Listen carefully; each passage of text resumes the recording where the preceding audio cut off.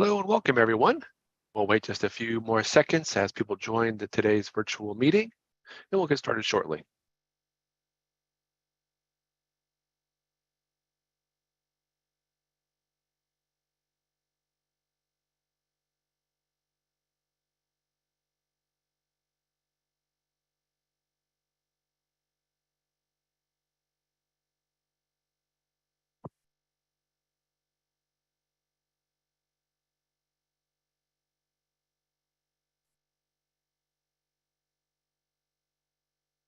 Well, hello. Before we begin, just a quick reminder that everyone should be muted on audio and video at this time, and we ask that your cameras remain off unless it is your turn to provide testimony. I will now turn the meeting over to the hearing chair, Steve Frew, to welcome everyone to today's hearing. Welcome, everyone. This is the public hearing for EPA's proposed national emission standards for hazardous air pollutants for the category integrated iron and steel manufacturing facilities. Again, my name's Steve Frew. I'm a senior policy advisor in the Office of Air Quality Planning and Standards. Thank you to everyone attending today to share your comments on the proposal. The hearing host will now provide more instructions for today's hearing.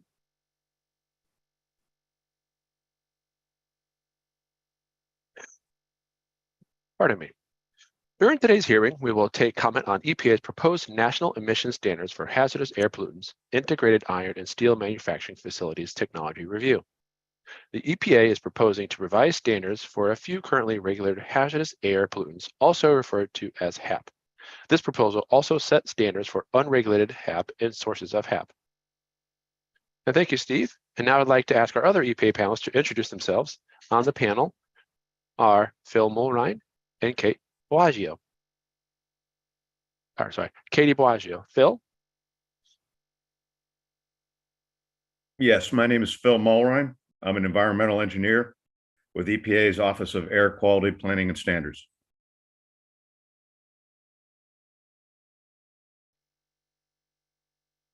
My name is Katie Boaggio. I'm an environmental scientist with EPA's Office of Air Quality Planning and Standards. Great, thank you, panelists. And before we begin hearing from you, we have a few ground rules and housekeeping items to review to help make today's hearing run smoothly.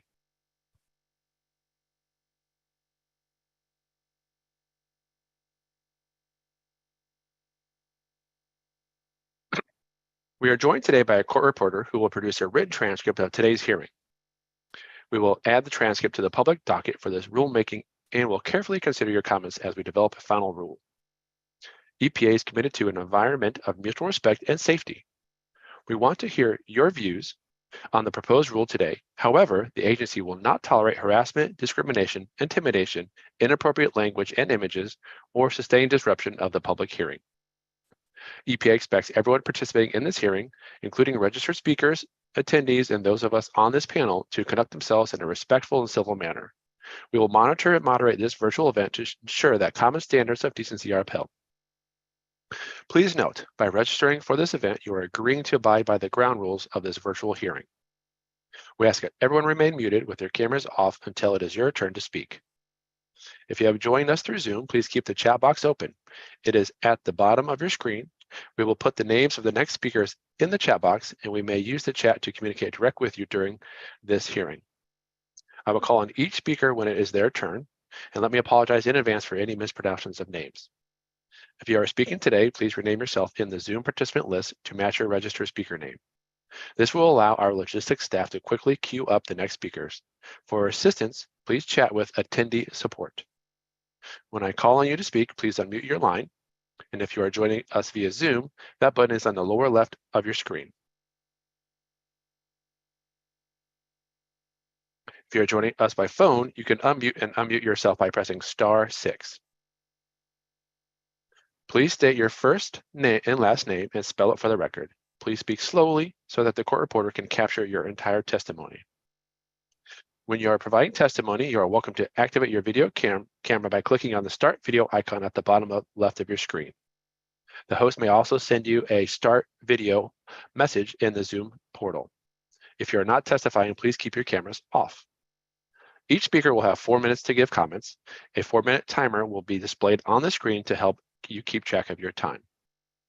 This timer will start when you state your name, and when your 4 minutes are up, it is time to stop. If you are testifying by phone, the timekeeper will alert you when you have 1 minute remaining. To be fair to everyone, we are going to strictly enforce this 4-minute limit. If you have additional items that you would like to share, such as the slide presentations or videos, you may submit them to the docket for the proposal through September 14th. Instructions for submitting comments are on the website. We encourage you to also submit a written copy of the testimony you provide today. We will post reminders about how to submit written comments in the chat box throughout the hearing.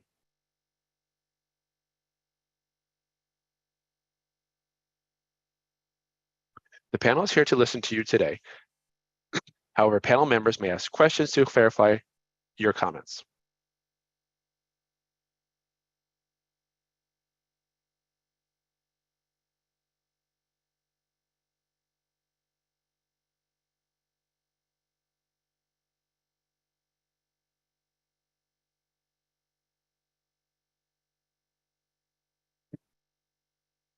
When you are finished speaking, please remain on the line until the chair can confirm that there are no further clarifying questions from our panel. Once we are done, please remute your line and turn off your camera. I will then call the next speaker and so on. I'm going to go ahead and enter the first 2 speakers' names into the chat now so they can prepare as we finish our opening remarks.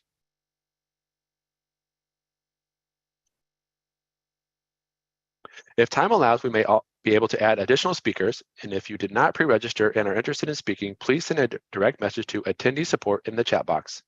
Our logistics team will let you know if there are any time slots available and assist you with registering.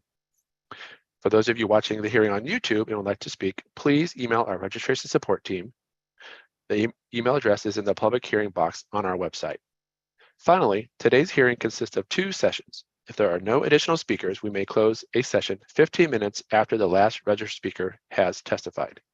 We also may take short breaks as needed. Thank you again for taking the time today to share your comments on EPA's proposal. Now let's get started. Our first 2 speakers are Susan Thomas and Matthew Mahalik. Susan, please go ahead, and I see your camera. Let me stop sharing and we'll get prepared for your testimony.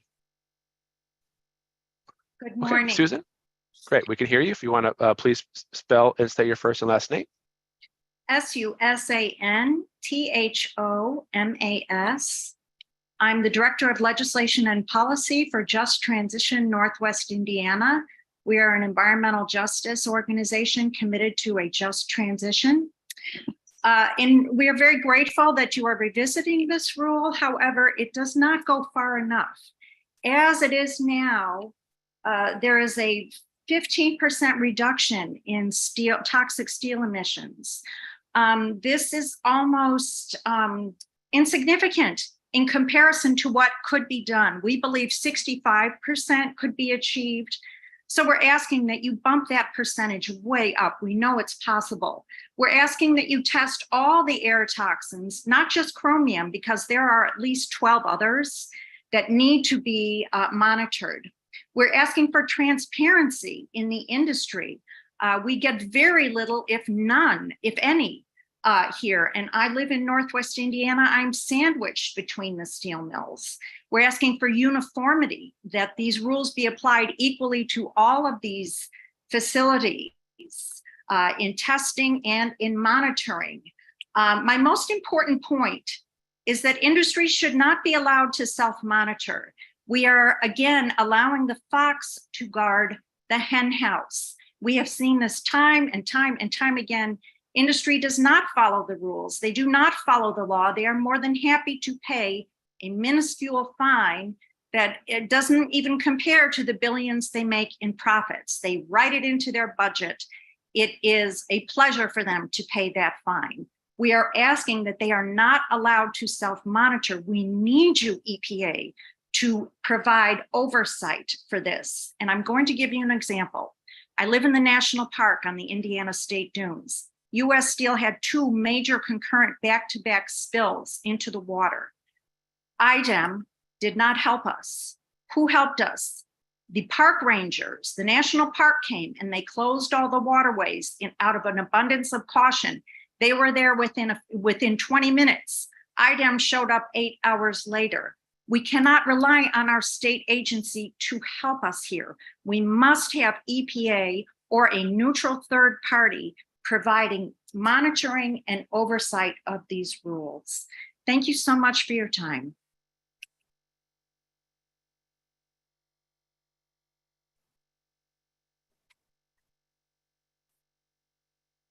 Thank you, Susan. Any clarifying questions? Thank you. Our next speaker will be Matthew Mihalik. Matthew? Hi, Matthew, M-A-T-T-H-E-W, Mihalik, M-E-H-A-L-I-K.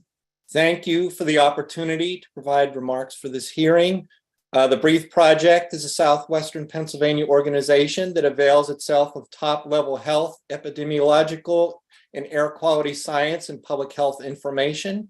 We're a collaboration of over 65 organizations working to improve air quality, eliminate climate pollution, and make our region a healthy and prosperous place to live. The BREATHE Project emphasizes the need to go further to strengthen the NESHAP standards to address ongoing severe health impacts on residents of the Mon Valley in southwestern Pennsylvania, the site of U.S. Steel's integrated Mon Valley Works. Our region clearly needs a more health protective, hazardous air pollution protective standard from steelmaking facilities. The current situation in Allegheny County is untenable. The interconnected 3 U.S. steel facilities in the Mon Valley, the Edgar Thomson Steel Plant, the Clairton Coke Works, and the Irvin Works emit hazardous air pollutants, metals, benzene, and lead, in addition to SO2, NOx, PM 2.5, and hydrogen sulfide pollution that harms health. Our county is ranked in the top 1% of all counties for cancer risk from point source air toxics emissions in the country. 90% of this risk is attributable to these integrated steelmaking facilities. People in the Mon Valley already have air that's worse than 93% of the entire country for fine particles, and it's well known that particles are carriers for hazardous air pollutants that are delivered directly into the bloodstream of residents. In 2022, 179 out of 365 days were considered not good air quality days, and that built off of 200 days in 2021. Communities where the Mon Valley Works facilities are located are environmental justice communities. 21,000 people live in Braddock and North Braddock within a 2-mile radius of the Edgar Thomson blast furnaces and rolling mills, and 130,000 people live within 5 miles of the Clairton Coke Works.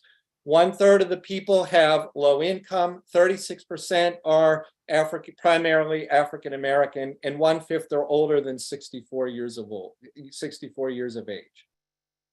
These residents have experienced air quality ranked in the top 10 worst air sheds of the US, 40% of all days for at least a portion of the day based on EPA's hourly index, air quality index values. And number 1 worst air shed about 10% of all days for a portion of the day.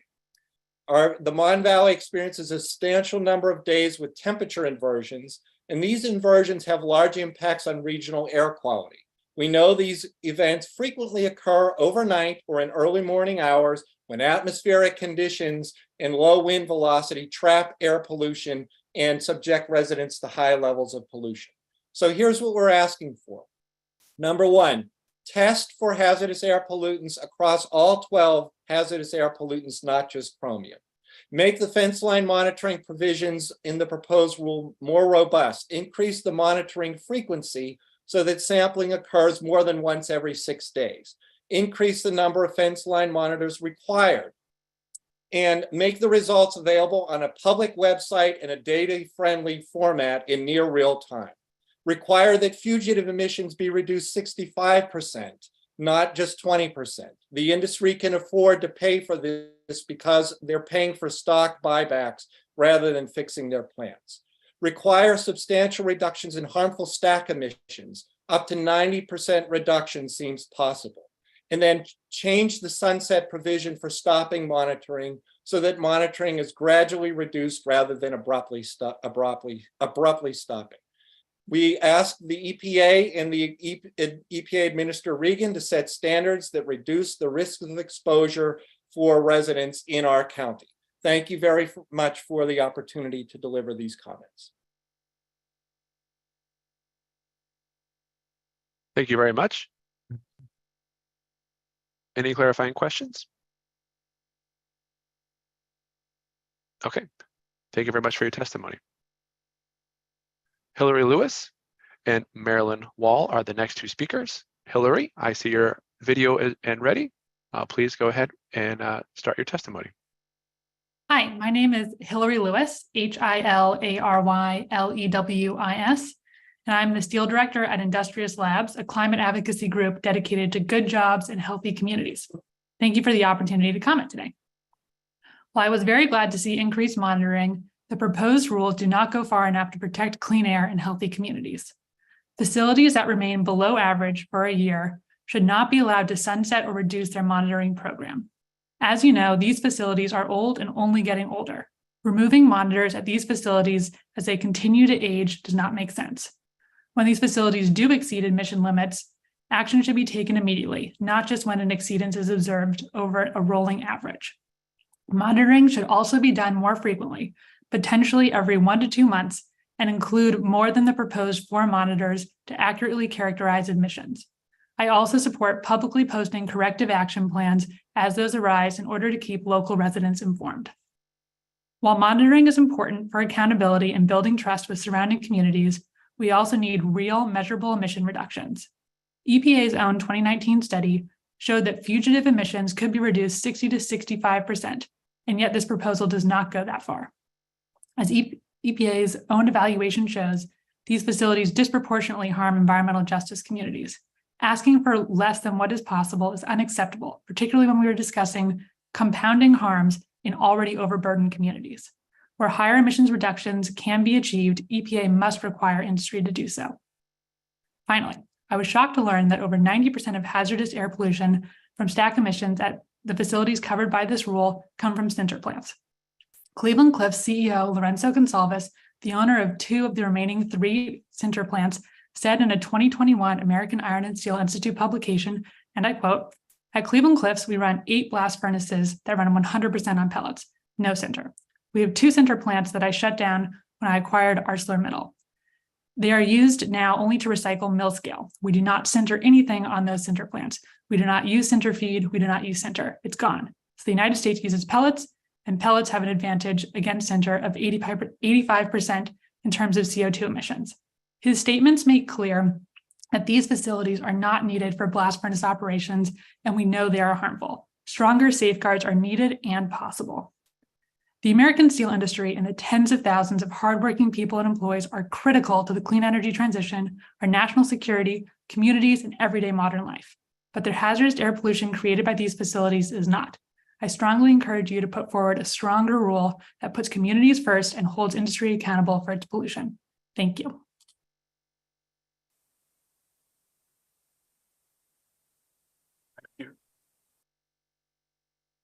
Thank you for your testimony. Any clarifying questions?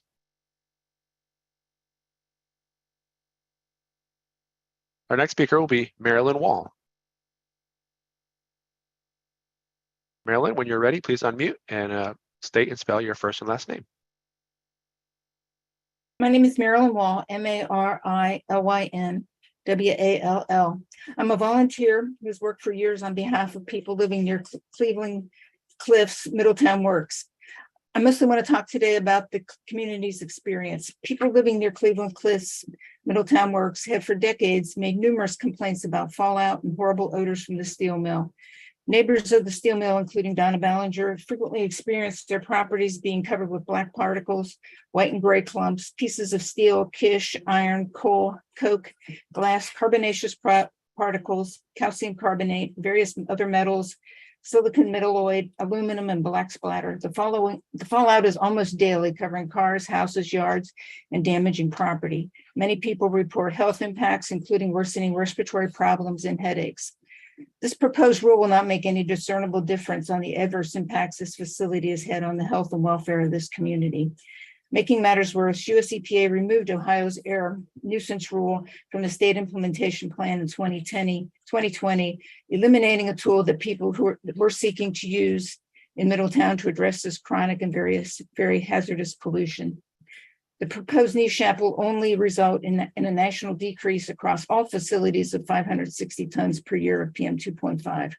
In 2020 alone, Cleveland Cliffs Middletown Works emitted 274 tons of PM 2.5 into the Middletown community. The high level of annual PM 2.5 emissions from this single facility shows how insignificant and non-protective the proposed NESHAP is. Particulate matter consists of or carries numerous hazardous chemicals and metals with it, and it is so small that it penetrates the lungs into the bloodstream. In addition to strengthening the NESHAP rule, US EPA must reinstate the air nuisance rule as a federally enforceable rule under Ohio's State Implementation Plan and Clean Air Act citizen suit provision. The environmental justice impacts of this rule must ensure that the rule addresses existing disproportionate impacts on minority and or low-income properties. The community neighboring Middletown Works is a largely ignored environmental justice community. The local air agency does not timely respond to pollution reports, but instead waits a day or two, or even when multiple reports are received. In doing so, the agency avoids timely documentation or investigation of the worst pollution events, such as odors or clouds or other conditions that may have changed by the time the agency personnel responds. Despite over 100 years of steel mill operation, this air agency has been unable or unwilling to determine the causes of chronic nuisance complaints that show chronic harm to health and welfare of the residents or require a fix for these problems. Summarized information from US EPA's EJ screen shows the percentage of low-income residents in Middletown adjacent to the facility is as high as 88%. The percentage of minorities is as high as 75%. The percentage with less than a high school education is 35%, and life expectancy is as low as 66 years. The proposed fence line monitoring component of this rule is not protective enough and does not correct the regulatory failures in Middletown. Monitoring should not be limited to chromium, but should be extended to other metals and HAPs. Monitoring should be continuous, not just every 6 days, and should be provided. Data should be provided to the public in real time. Root cause analysis and plans for pollution reduction should be provided to EPA and released to the public so the community is aware of their exposure to hazards. Opacity readings have not been a useful tool. Continuous monitoring and digital camera use is essential. The related data must be provided to the agency and to the public. Work practices should require specific numeric performance standards and be verifiable. We urge US EPA to strengthen this rule and the ability of both agencies and residents to ensure that the rules are both enforceable and the health and welfare of the residents is assured. Thank you. Thank you very much for your testimony. Any clarifying questions? Okay, our next two speakers are Lisa Graves Marcucci and Dorian Carey. Again, sorry for any mispronunciations. Lisa, I see you. Please go ahead and begin with spelling your name and beginning your testimony. Thank you. Lisa, Lisa, Graves, Graves, Marcucci, Marcucci. I'm a lifelong resident of Pittsburgh's Monongahela Valley. I grew up just a few miles from the U.S. Steel Edgar Thomson plant in Braddock, PA. For decades, I have had a front row seat to the pollution that has spewed from that antiquated facility. The smells of my childhood are intertwined with the poor air quality of the Mon Valley. And in my lifetime, I've seen the struggles of many as they work to balance the need for good paying jobs and health protections. But I must underscore that no one and no community should ever have to choose. Everyone and every community needs and deserves both health protections and good jobs. To that end, the proposed rule we are discussing today is an important step in the right direction. And although I am grateful for the important steps the US EPA is taking, I agree with others. Sadly, the rule does not go far enough to protect our community's air quality or our health. For example, You've heard this before, but I'm going to repeat it because I think it bears repeating. The proposed rule would reduce fugitive emissions by only 20%, even though EPA studies have shown fugitive emissions can be reduced between 60 and 65%. The rule does nothing to reduce stack emissions. The proposal includes new fence line monitoring. That monitoring is being proposed, but only for every 6 days. That's not enough. The number of monitors needs to be higher. The ideal number would vary site by site based on the distribution of chromium emissions and local meteorology. For comparison, the coke oven rule proposes 12 benzene monitors. Having too few monitors can lead to chromium emissions being inaccurately characterized. For example, the measured chromium concentrations might not reflect the highest chromium concentrations at the fence line and in the community. The reporting frequency needs to be shortened to at least monthly, and the monitoring needs to be more transparent and result in on-the-ground actions when emissions spike. Additionally, EPA should specify the precise timeline for reporting like they do in the proposed coke oven rule. For example, how many days after a quarter ends would a company have to report their data to EPA? The sunset provision for stopping monitoring needs to be changed. Instead of completely stopping, monitoring should be decreased over a specified time, and that is something that is required in the coke oven rule. Recently, a spokesperson for U.S. Steel told a reporter from Grist that the company was disappointed with the proposal, which would have, quote, exorbitant cost for implementation and provide very little, if any, environmental benefit, end quote. How tone deaf. And yet, so expected from U.S. Steel, where the company's bottom line has been for my entire lifetime, their priority, and not the health protections an updated rule will provide to many of us forced to live near their facilities or the workers within their plant. Let me frame it for the company and that spokesperson very clearly. The, quote, environmental benefit comes in the form of health protections for workers and families that share their fence lines. That is priceless. Health should be the priority, not the cost for a company like U.S. Steel with net annual earnings of $2.5 billion with a B in 2022 alone. Clearly, U.S. Steel can afford to do better, and I thank the U.S. EPA for taking the first steps that are long overdue, to update the rules for operations like the U.S. Steel Edgar Thomson plant. Thank you for this opportunity to speak. Thank you very much for your testimony. Any clarifying questions?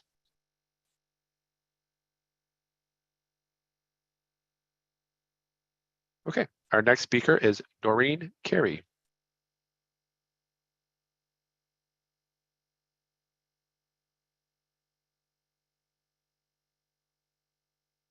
Doreen, Hello. your Yes. microphone is live. Please go ahead. Doreen Carey, DORREEN CAREY. Thank you for this opportunity to speak today. I have lived in Gary, Indiana for 45 years in a neighborhood on the shore of Lake Michigan, just east of U.S. Steel Gary Works. I'm a member of Gary Advocates for Responsible Development, a Gary-based environmental group advocating for a healthy and sustainable future for Gary. I'm a former Gary Works steelworker and a longtime environmental activist. As a retiree, I walk daily along the shoreline of Lake Michigan and see the burps, the slips, and releases from Gary Works that send plumes of black and red smoke over city neighborhoods, sometimes lasting for hours or even days. These are just the visible indications of the pollution that for 100 years has impacted the health of Gary residents and poisoned our air, land, and water.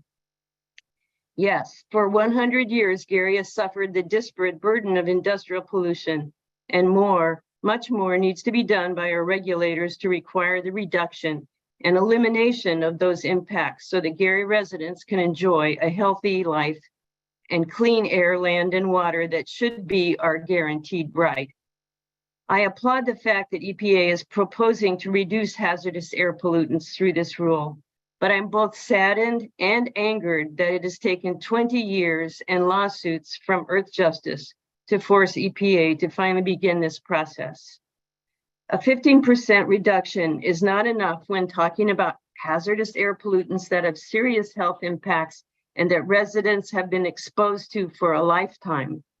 In addition, EPA must follow its own recommendations and take into account the cumulative impacts of all current pollution affecting this environmental justice community in their decision-making. When EPA considers the cost of achieving these reductions, their priority should be the costs that residents and communities are suffering from the long-term damages to our neighborhoods, our health, and our environment. In 2021, U.S. Steel showed a net profit of $4.174 billion. The estimated cost of $2.8 million to reduce these incidental and accidental pollution releases is 0.0007% of the corporation's 2021 profits. The health and welfare of our community demands more than a 15% reduction of hazardous air pollutants and 0.0007% of all U.S. Steel's profits. Thank you for this opportunity.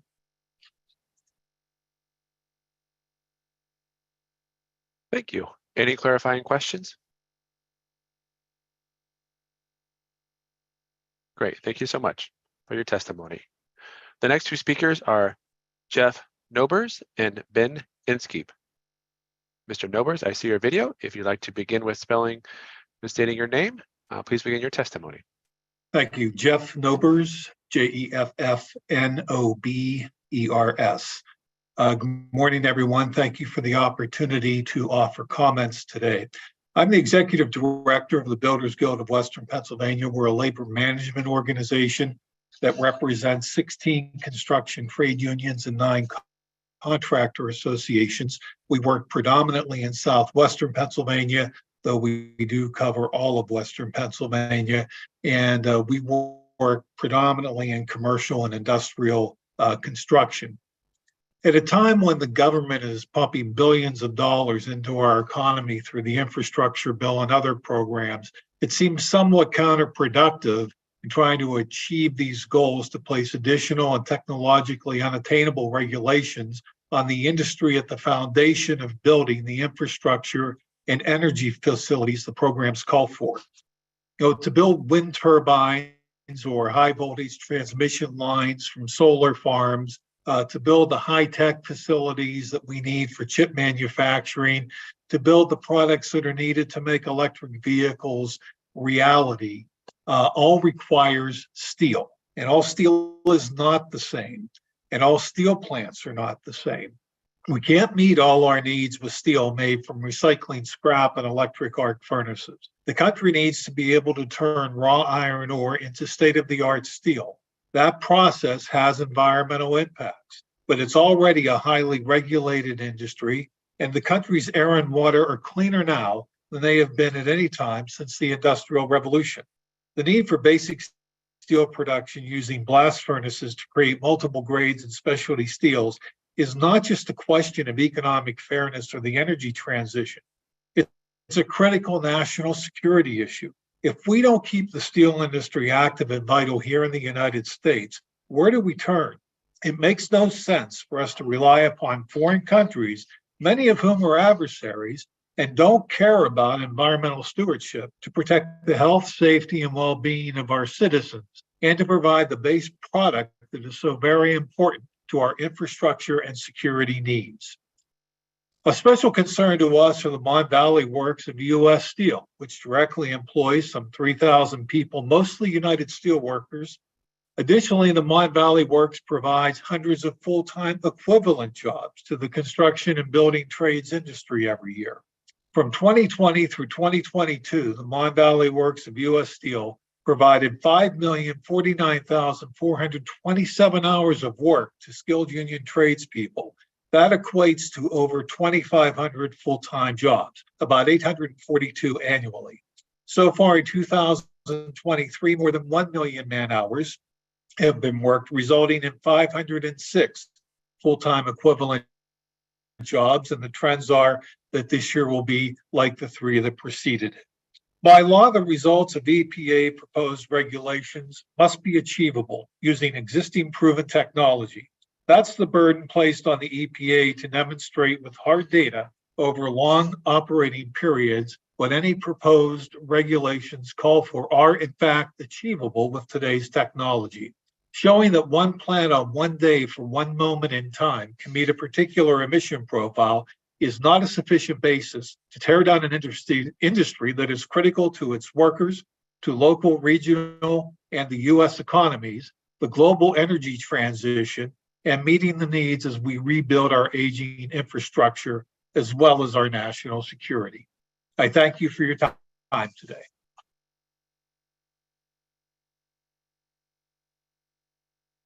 Thank you for your testimony. Any clarifying questions? Thank you again. Our next speaker will be Ben Inskeep. Thank you. Ben Inskeep, B-E-N-I-N-S-K-E-E-P. And I apologize, my video is not working today. I am Program Director at the Citizens Action Coalition of Indiana, a consumer and environmental advocacy organization. We are commenting to express our disappointment with the weak proposed rule on hazardous air pollutants emitted by iron and steel manufacturing facilities. We urge the EPA to significantly strengthen these proposed rules prior to finalizing them, consistent with EPA's mandate to protect human health and the environment. Indiana is home to 3 of the largest integrated steel mills in the country, and we are gravely concerned about the toxic pollution they have inundated local communities with for decades. These facilities are located in Northwest Indiana, which is home to the highest amount of toxic industrial emissions per square mile in the nation. Fortunately, we do have the technological solutions available to solve this. A recent report by the American Council for an Energy Efficient Economy on behalf of the Citizens Action Coalition, titled Sustainable Metals Manufacturing Opportunities in Indiana, identified a pathway to decarbonizing steelmaking at these plants while leveraging increasing demand from electric vehicles and renewable energy sectors, as well as federal funding through the Inflation Reduction Act. Strong EPA regulations here on hazardous air pollution could help drive this transition. There are 3 main concerns that we hope the EPA will rectify before finalizing these rules. First, the reduction to fugitive emissions in these rules is woefully inadequate. These rules would only cut toxic metals emissions by a small amount, meaning neighboring communities would have to continue to endure unsafe levels of toxic pollution. Second, we hope EPA reverses course and implements rules that will significantly reduce stack emissions, particularly with respect to sinter plants. The only remaining sinter plants in America are located in Indiana, and these facilities emit hundreds of tons of toxic air pollution every year. These facilities are no longer needed and have been closed at other steel plants. EPA must uphold its duty to residents in Northwest Indiana and require substantial reductions in toxic air pollution and stack emissions from all remaining sinter plants. Finally, the proposed rules have inadequate fence line monitoring. We request more frequent, transparent, and comprehensive monitoring, as well as more immediate action when problems are identified. When EPA Administrator Michael Regan was appointed to lead the EPA, we were encouraged by his directive that environmental justice be emphasized and prioritized in agency rulemakings and other decisions. However, our initial encouragement has been eroded as we see the EPA continue to miss opportunities such as this, where stronger regulations would meaningfully help disadvantaged communities burdened by generations of environmental injustices.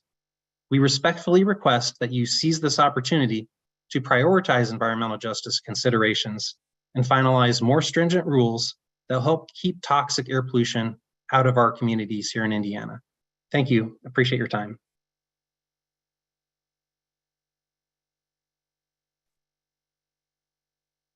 Thank you very much for your testimony. Any clarifying questions at this time?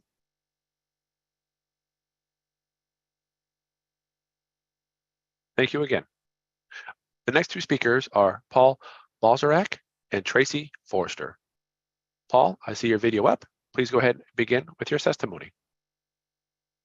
Good morning. My name is Paul Balzarak, Paul Balzarak. I am Vice President for Environment at the American Iron and Steel Institute, or AISI. AISI represents companies that include domestic integrated iron and steel manufacturing facilities subject to this proposal. The American steel industry is the cleanest steel producing nation in the world. And these integrated facilities in particular produce the high strength steels vital for bridge design, for lightweight vehicles, and many other markets. These facilities also have worked very hard to comply with the integrated iron and steel requirements since the original 2003 rule was issued. I have 4 points today. First, by EPA's own analysis, the actual risk to the public from existing emissions from this industry are extremely low. After significant investments by industry over 20 years, the emissions from facility operations have been determined by EPA to be well below the risk levels that Congress determined to be acceptable when it enacted the Clean Air Act. Nevertheless, EPA proposes unnecessary new standards based on limited data and in many cases, an inaccurate understanding of how steel facilities actually operate. Second, the proposed regulation would impose huge new costs on the industry, yet projected reductions in emissions from those proposed requirements are greatly overstated. These costs cannot be justified on public health, environmental benefits, or risk reduction. Increased costs on domestic steel can affect the industry's international competitiveness and can have significant impacts on jobs associated with steel production. Third, AISI supports EPA fulfilling its obligations under the lien court decision. However, the vast majority of EPA's proposed actions in this rule are not required by that court decision. EPA should limit the scope of this rule to focus only on setting achievable limits that are necessary under the lien decision.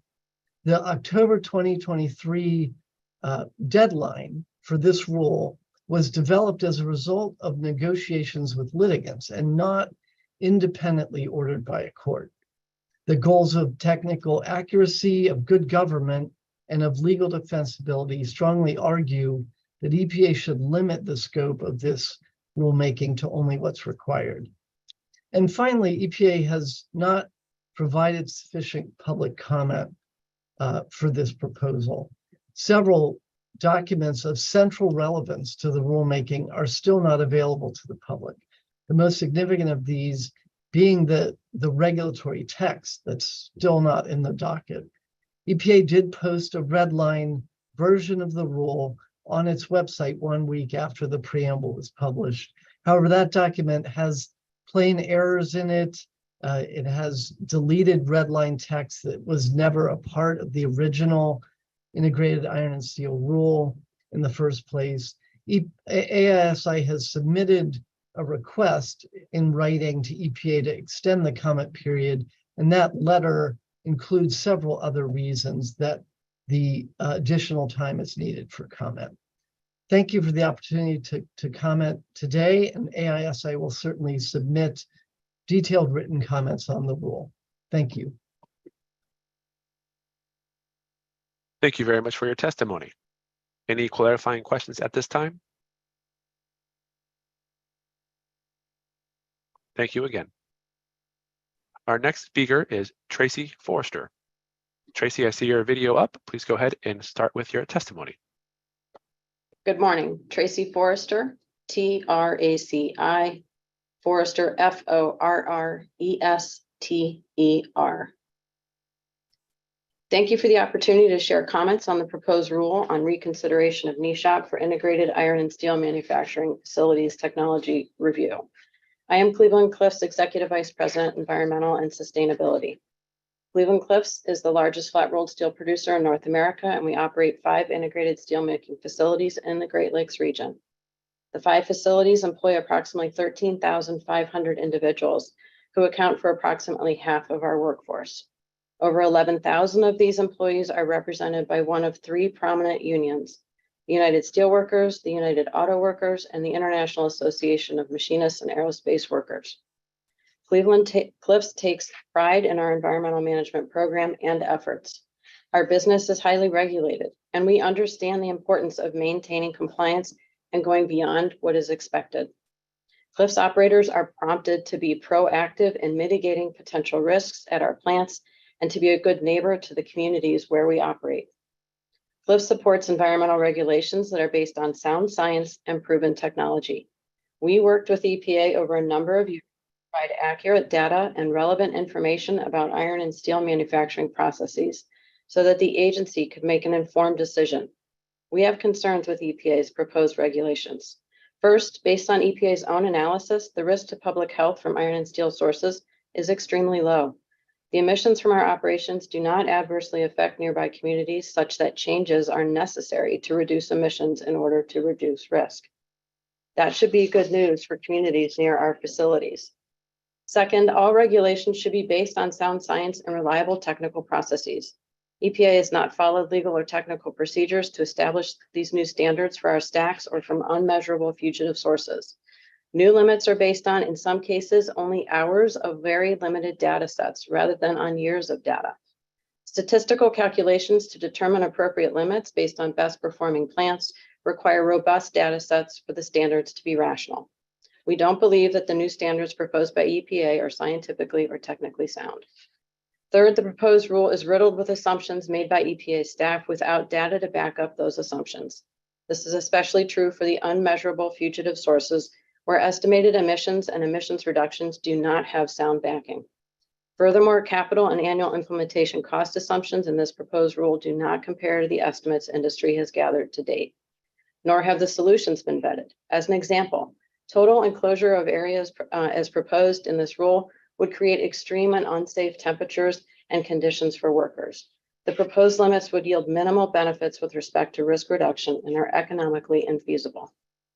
In the larger context, any regulations that are not necessary to fulfill a legal or societal obligation create burdens for companies in the United States. Why?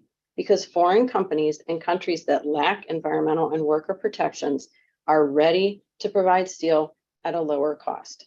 But this lower cost comes at the expense of the environment and workers in those countries. Finally, with our leadership role in steel production, Cliffs recognizes the importance of advancing the sustainability of the steel industry. In early 2021, Cliffs issued a climate commitment to reduce greenhouse gas emissions 25% by 2030. We achieved that goal well ahead of schedule by increasing utilization of scrap and HBI produced at our direct reduction plant in Toledo, Ohio. This strategy allowed us to reduce coke usage, retire 2 coke plants while achieving the same levels of production and shipments in 23 as we did in 2021, even while utilizing 1 less blast furnace. Further driving down our GHG emissions will require major capital investments. We're concerned that this regulation will demand a level of investment that detracts from our ability to further decarbonize and will not provide commensurate environmental benefits. Thank you for this opportunity to provide comments today. Cliffs will submit detailed written comments for the record, and we look forward to continuing a working relationship as the EPA proceeds to evaluate its next steps. Thank you very much for your testimony. Any clarifying questions at this time? Thank you once again. The next 2 speakers are Yang Kwan and Kurt Barshik.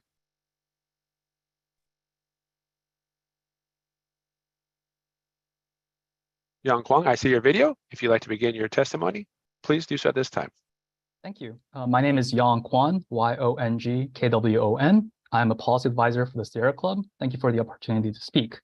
The central problem that NESHAP seeks to address is that the government, industry, and the public do not currently have a comprehensive understanding of the total impact of emissions from the steel industry because existing guidelines and rules allow for gaps and/or variations in pollution measurement from facility to facility.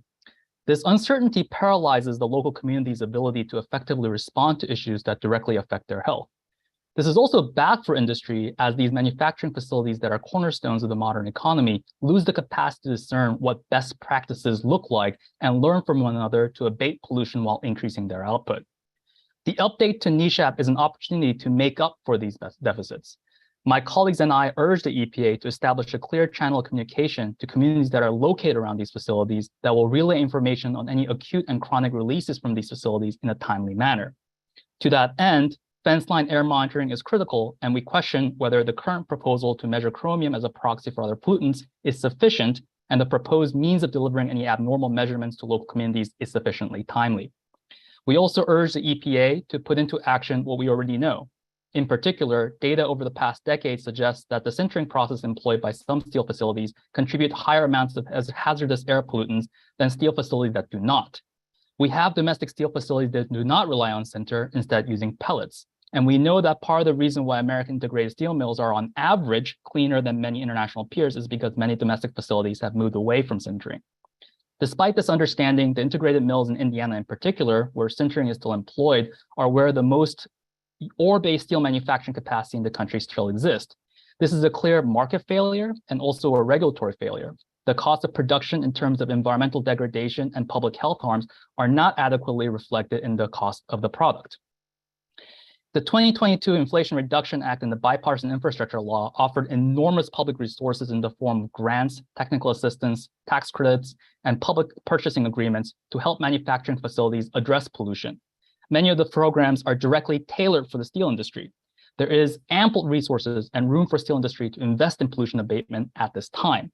Simultaneously, the US government is committed to ensuring that much of the resources in the Inflation Reduction Act are spent in a manner that specifically benefits communities that are historically disadvantaged and overburdened by economic and environmental injustices, specifically the Justice 40 initiative. This very much includes communities that live around integrated steel mills. We already know that these communities on average suffer from higher particulate matter pollution, lower educational opportunities, and higher unemployment than peer communities elsewhere in the country. And we cannot fully ascertain how much of the benefits from the recent public programs are going to these communities without a fuller understanding of the current harms being done in these communities. My colleagues and I look to the updated NESHAP to close that information gap through stricter monitoring of releases, including more extensive fence line monitoring and the application of existing knowledge of best practices in the steel industry. We can only then measure success in the form of public health outcomes in these communities and the establishment of a more just market where producers of the cleanest steel are also the most successful. Thank you for the opportunity to speak, and we will submit more detailed comments in September. Thank you. Thank you very much for your testimony. Any follow-up questions at this time?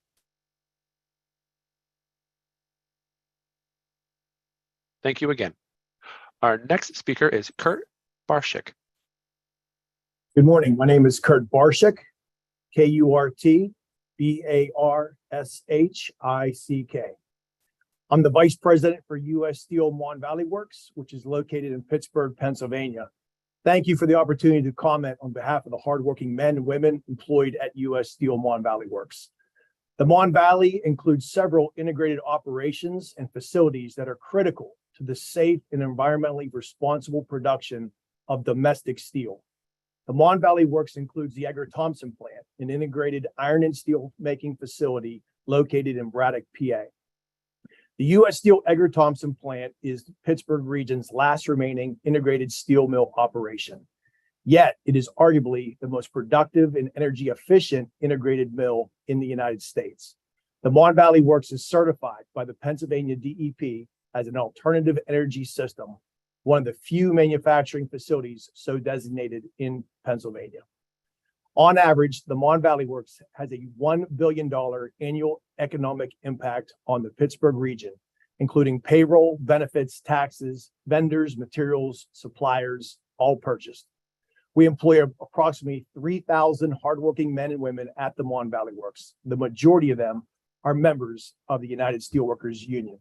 We also hire local businesses through our supply chain, provided steady employment opportunities for local contractors, most of who are with the building trades and construction trades in Pittsburgh. The hardworking men and women at the Mon Valley Works are committed to meeting the challenge and protecting our shared environment. Our employees are very proud of their roles to improve air and water quality in the Pittsburgh region over the past several decades. This is evident in all regional monitors in Allegheny County have demonstrated attainment with all national ambient air quality standards, noting in particular demonstrated attainment with PM 2.5 and SO2. This is a great accomplishment, and we're committed to doing our fair share to ensure the area's air quality continues to meet these standards.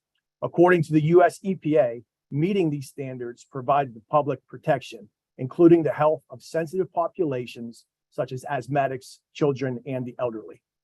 For these reasons, I strongly urge the agency to take a reasonable approach in amending the national emissions standards for hazardous air pollutants for integrated iron and steel manufacturing facilities. Any amendments made to the existing regulations should be inconsistent with the Clean Air Act based on sound science and consider the cost to implement and operate. U.S. Steel needs a continued collaboration with the EPA, as this has been a major driver in the continuous improvement in Pittsburgh region's environment. At the time when the American steel industry is fighting back from years of unfair competition, this would be a really sad and painful irony for the communities of the Mon Valley to suffer during this current revival. In fact, the result would be significant economic consequences to the Mon Valley communities, the Pittsburgh region, and the employees of the Mon Valley Works. We are making the grades of steel, high quality steel that only integrated steelmakers can produce to support the country's long-term goals for infrastructure, energy, and automotive needs in the United States. Working together, we can accomplish these two goals for future generations, protect our region's jobs, and preserve our shared environment. Thank you on behalf of the members of the USW and the US Steel Mon Valley Works.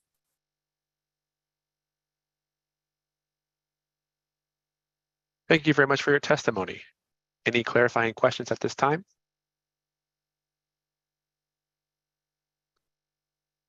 Thank you very much. I had a question. Go ahead. You said USW. Do you speak also for the United Steelworkers? We have members of the United Steelworkers who will be speaking next. Thank you.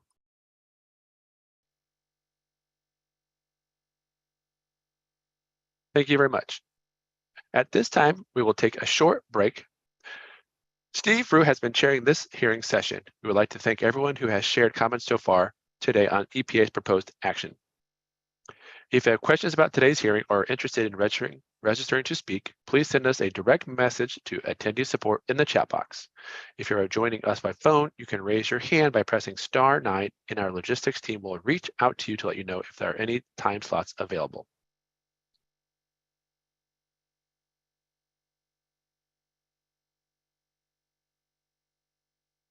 If you're watching the hearing on YouTube and are interested in speaking, please email our registration support team. That email address is under the video screen and on our website. At this time, we are going to take a short recess and we'll resume the hearing at the time shown on the slide, 11:08 a.m. Eastern. Upon our return, the next two speakers when we return from break will be Mike Ivanovich and Jim Johnson. We will be back at 11:08 a.m. Eastern.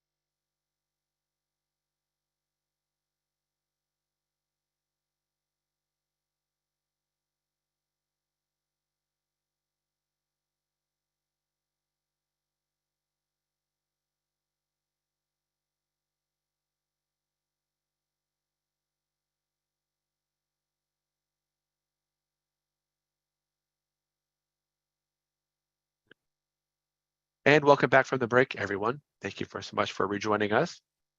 At this time, I would invite the hearing chair and the panelists to introduce themselves as we begin this next part of the public hearing. Hello, again, I'm Steve Frew. I'm a Senior Policy Advisor in the Office of Air Quality Planning and Standards. Thank you.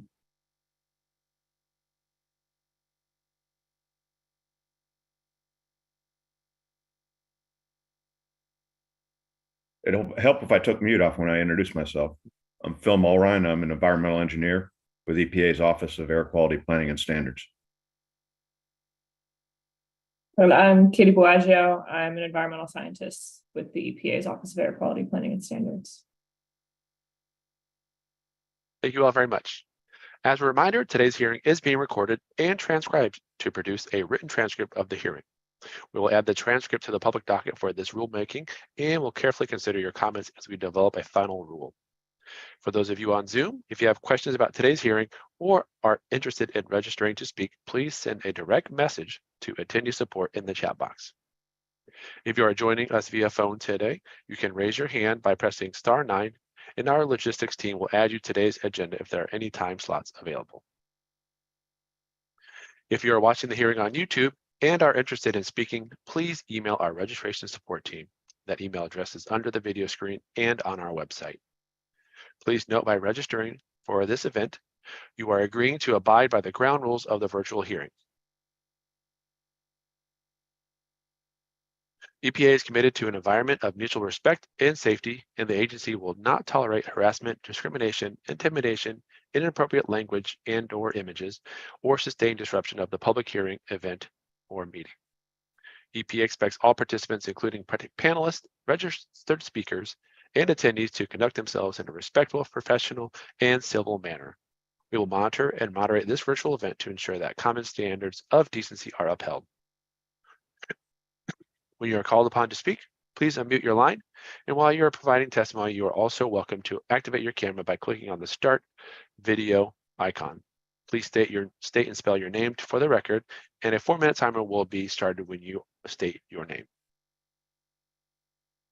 The next two speakers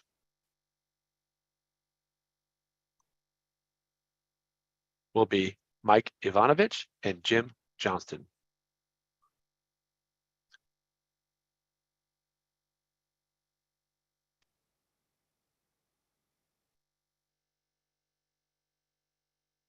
Mike, if you are ready, please go ahead and unmute to begin your testimony.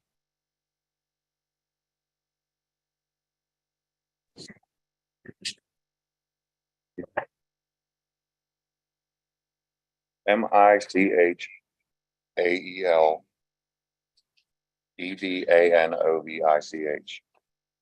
Hello, I'm the president of Local 1219 Edgar Thompson plant in Braddock, PA. And in response to the question that was asked, are we aligned with U.S. Steel? The answer is absolutely. The locals support U.S. Steel's ideals on this. I've been a steel worker for 24 years before being elected to be the president of my great local. In my time in the mill, I have worked in the blast furnace and utilities, power, and fuel. Since the beginning of my career, I have watched U.S. Steel never stop the improvement of environmental policies and equipment, with constant upkeep and new technology coming into the mill regularly and being put into place. They take pride in making a better quality product in the cleanest way possible for our environment and our workers. Many of which our workers live near the mills that they work in.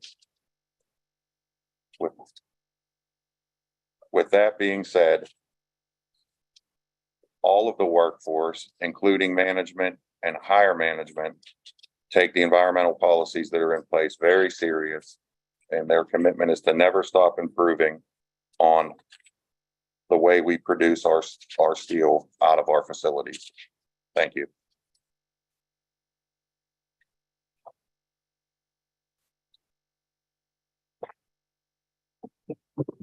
Thank you for your testimony. Any clarifying questions at this time?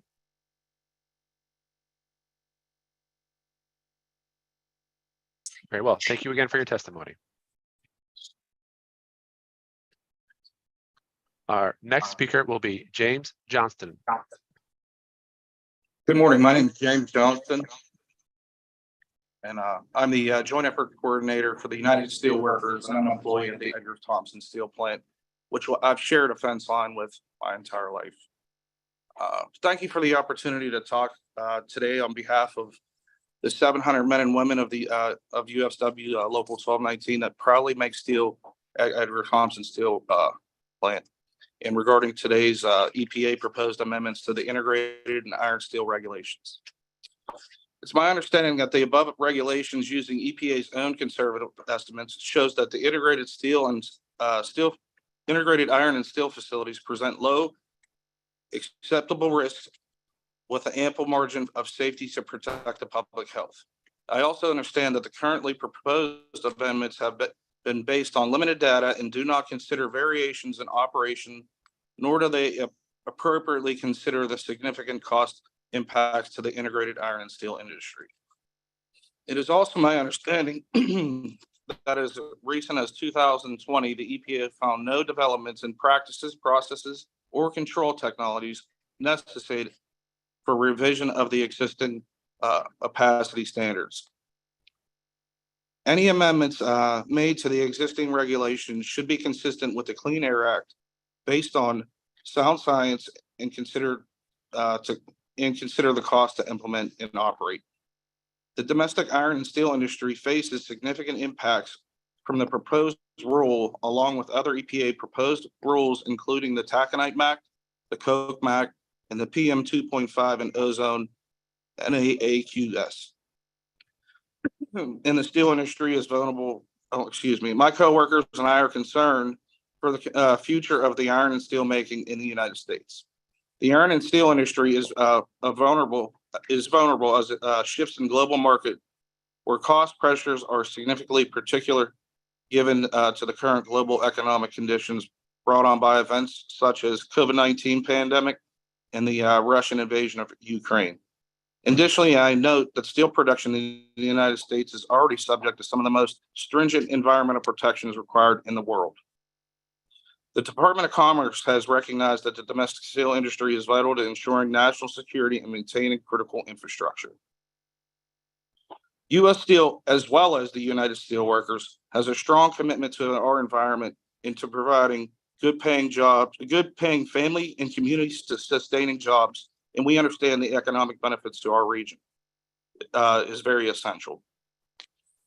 We value a clean and healthy environment to live, work, and raise our families. We also value the positive economic impact our company has on the region through the employment of our facilities and the spending with our local suppliers.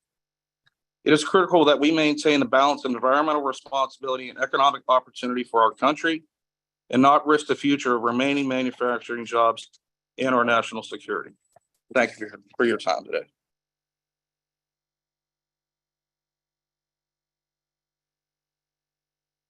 Thank you very much for your testimony. Any clarifying questions at this time?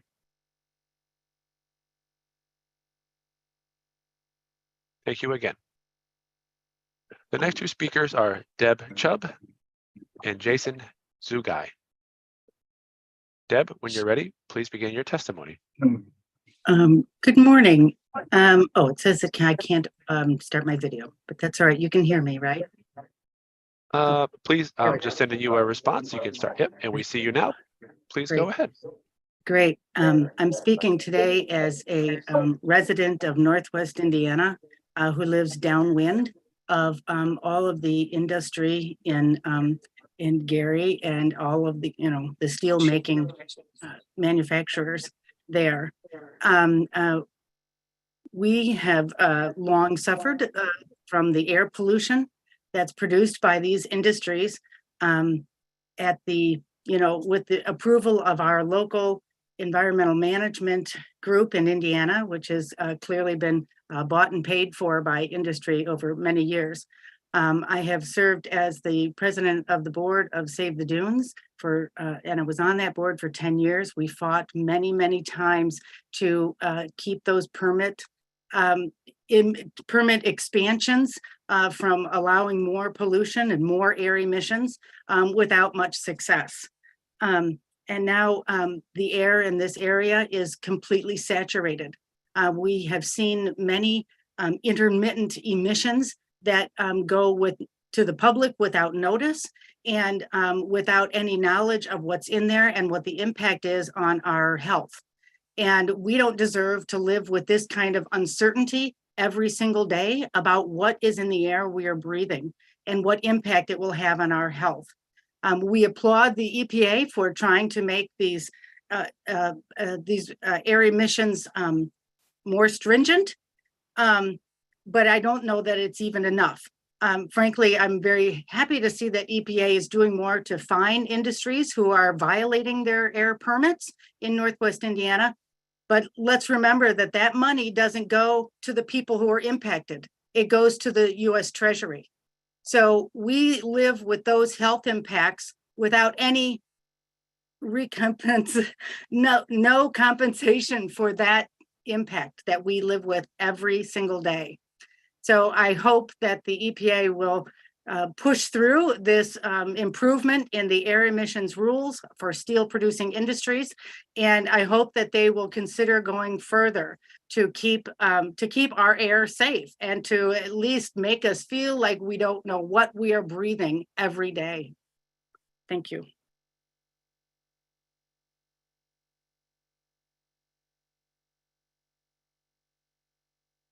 Thank you very much for your testimony.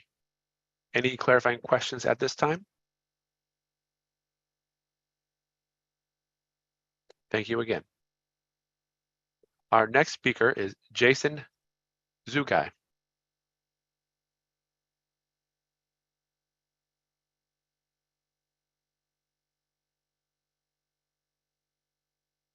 Jason, if you'd like to unmute and begin your testimony when you're ready.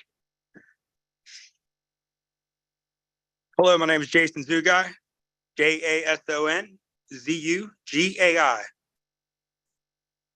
I am the USW Local 2227 president.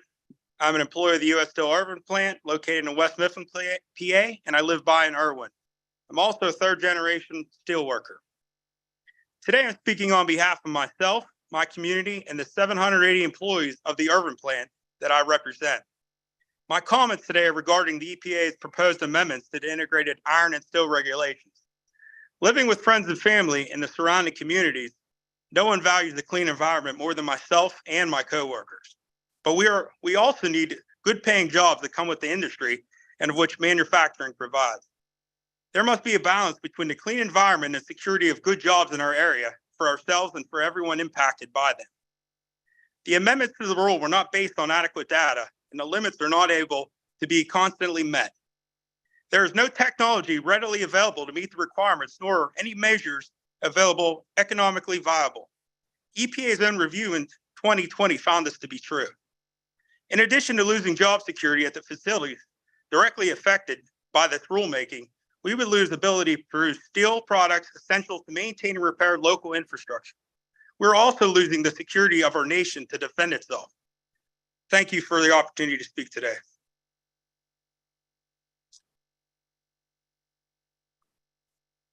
Thank you very much for your testimony. Any clarifying questions from the panel? Once again, thank you so much for your testimony. The next two speakers will be Dan Killeen and Gus Atlas. Good morning. My name is Dan Killeen, D-A-N-K-I-L-L-E-E-N. I'm the Vice President of United States Steel Gary Works. U.S. Steel is committed to continuing to work with the U.S. EPA to develop and implement revisions to the iron and steel regulations, which are 1, consistent with the Clean Air Act, 2, based on sound science and data, 3, have demonstrated benefits to the environment, and lastly, 4, are technologically and economically feasible. The EPA has determined that the integrated iron and steel manufacturing source category presents low accessible risk. As the Department of Commerce, has recognized, U.S. Steel and the steel industry are vital to the national security and domestic economy. Iron and steel industry provides over $520 billion in economic output, supporting over 2 million jobs. The steel industry is a core critical infrastructure industry impacting transportation systems, electric power grid, water systems, and energy generation systems. As we understand the proposed rule, even if the draft emission limits would be achievable, the potential cost impact to U.S. Steel alone could be material, which would exacerbate the low-cost imports, less environmentally conscious, less sustainable imported steel, potentially jeopardizing national security and critical infrastructure. The proposed limits are based on insufficient data and are not representative of the industry. In addition, the derivation of the limits is inconsistent with the Clean Air Act. We recognize the EPA has an obligation under the Clean Air Act to fill the gaps and to set limits to hazardous air pollutants, but we have concerns with the very stringent, unproven, unsupported proposed limits. The EPA has determined that the source category is low risk and is in the ample margin of safety, further demonstrating that lower existing opacity standards requiring overly prescriptive work practices will unreasonably and unnecessarily hinder operations are not justified. In 2020, the EPA acknowledged in the prior iron and steel rulemaking effort that there are no development in practices, processes, or control technologies that warrant such revisions to the max standards for this source category. While now the EPA somehow asserts that such developments have occurred, the EPA has not explained in any way whatsoever what those developments are. U.S. Steel Gary Works facility employs 4,300 hardworking men and women, most of whom are proud United Steelworker members. They produce the steel that we rely on every day in our cars, our workplaces, and our homes. The Gary Works facility has a ripple effect on the region's economy in the form of jobs for suppliers in the chemical, energy, transportation industries, just to name a few. It is a vital part of our community and partners with many worthwhile nonprofit organizations. Gary Works recently donated $100,000 to Methodist Hospital to kick off its fundraising campaign so the hospital can continue to provide essential care for patients here right in our city of Gary. Our employees are also dedicated volunteers for numerous local organizations, including local elementary schools, where employees work one-on-one with students to help improve reading and math skills. U.S. Steel has a strong commitment to our environment and providing good paying jobs and other important economic and social benefits to our region. It is critical. Your time has concluded. Please wrap up at very soon. It is critical that we continue to maintain the balance of environmental responsibility and economic opportunity for our country and not risk the future of our remaining manufacturing jobs and our national security. Thank you for the time. Thank you very much for your testimony. Any clarifying questions from the panel at this time? Thank you once again. Our next speaker is Gus Atlas.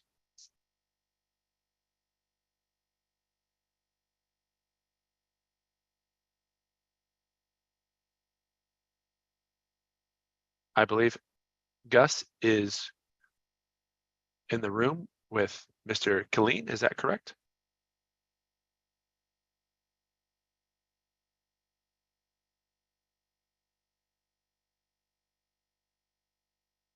Can you hear me now? Yes, we can. Hi, I'm sorry. Good morning. My name is Gus Atsas, G-U-S-A-T-S-A-S, and I'm an employee at U.S. Steel Gary Works. I am the president of United Steelworkers Local 1014, and I'm speaking on behalf of my union, which has 1,839 hardworking members. I'm a third-generation steelworker. My grandfather started in Gary in 1910. My father, and now myself, for the past 45 years, have provided for my family by working at U.S. Steel Gary Works. Over my decades-long career, I've seen a constant improvement and work done to make sure our environment is protected. We invested hundreds of millions of dollars in environmental control equipment, significantly improving the air quality in the region. I urge the EPA to carefully reconsider the costs and benefits of the proposed requirements. I understand that the currently proposed amendments have been based on limited data, do not consider variations in operations, nor do they appropriately consider the significant cost impacts to integrated iron and steel. In addition, potential measures required to meet these new proposed numerical limits have not been proven to be technologically or economically feasible for our operations. The federal government should consider how important our jobs are for me and my union brothers and sisters and families. U.S. Steel and USW have strong commitments to our environment and providing good paying jobs and other important economic benefits to our region.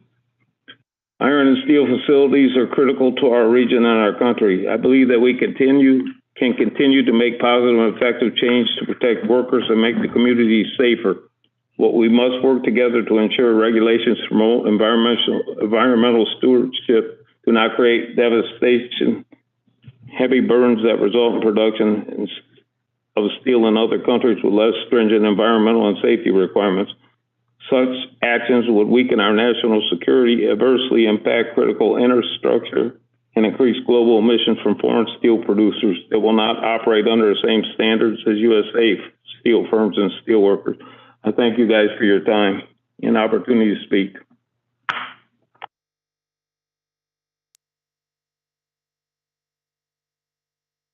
Thank you very much for your testimony. Any clarifying questions from the panel at this time?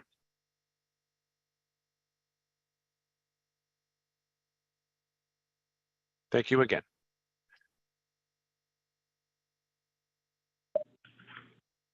The next two speakers are Scott Craner and Dwayne Joyner.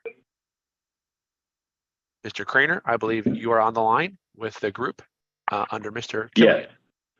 We hear you. Please go ahead and start your testimony. Thank you. My name is Scott Craner, SCOTTCRANOR. I work at U.S. Steel's Gary Works plant in Gary, Indiana. I live about 30 miles southeast of there in a small town called Hebron, Indiana. I'm a member of the United Steelworkers Local Union 1014, as well as a union official who represents the membership of just over 1,800. We work in the primary side of U.S. Steel's Gary Works plant. The primary side of the mill is an operation that makes molten iron and steel, which is then converted into solid slabs of steel. I have worked at the Gary Works plant for 28 years as a steel worker. Before I was hired at U.S. Steel, I was also an outside contractor who worked in many of the area steel mills, including U.S. Steel, for over 10 years. The reason for my testimony today is to urge the EPA to carefully reconsider the costs and benefits of the proposed requirements, including technological and economic feasibility of implementing these controls.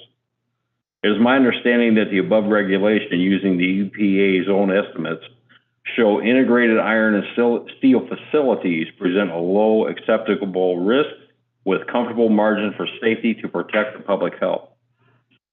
In my opinion, we also need to consider the fact that the products that U.S. Steel make are very important to our national defense, as well as our country's infrastructure, which is in the process of undergoing major upgrades and repairs. Further, it is my understanding that the current proposed changes have been made based on limited data and do not consider our day-to-day operations, nor do they appropriately consider significant costs and impacts to the integrated iron and steel industry. Any changes made to the existing regulations should be consistent with the Clean Air Act based on actual science and consider the cost of implementation and operation. The federal government should also consider how the decisions that they make affect employees of U.S. Steel, including myself and members of the steelworkers that I represent. Thousands of other members in Northwest Indiana community could also be affected by these new restrictions, and it could have an impact on businesses that furnishes goods, jobs for its employees, as well as peripheral business for the community that depends on U.S. Steel. The American steel industry has been a leader in sound environmental practices for decades. If there's any kind of reduction in the U.S. produced steel, the alternative would be steel produced without environmental controls and imported from places outside the U.S. That would negatively impact the environment around the globe. Thank you for the time for the testimony today. Thank you very much for your testimony. Any clarifying questions from the panel at this time?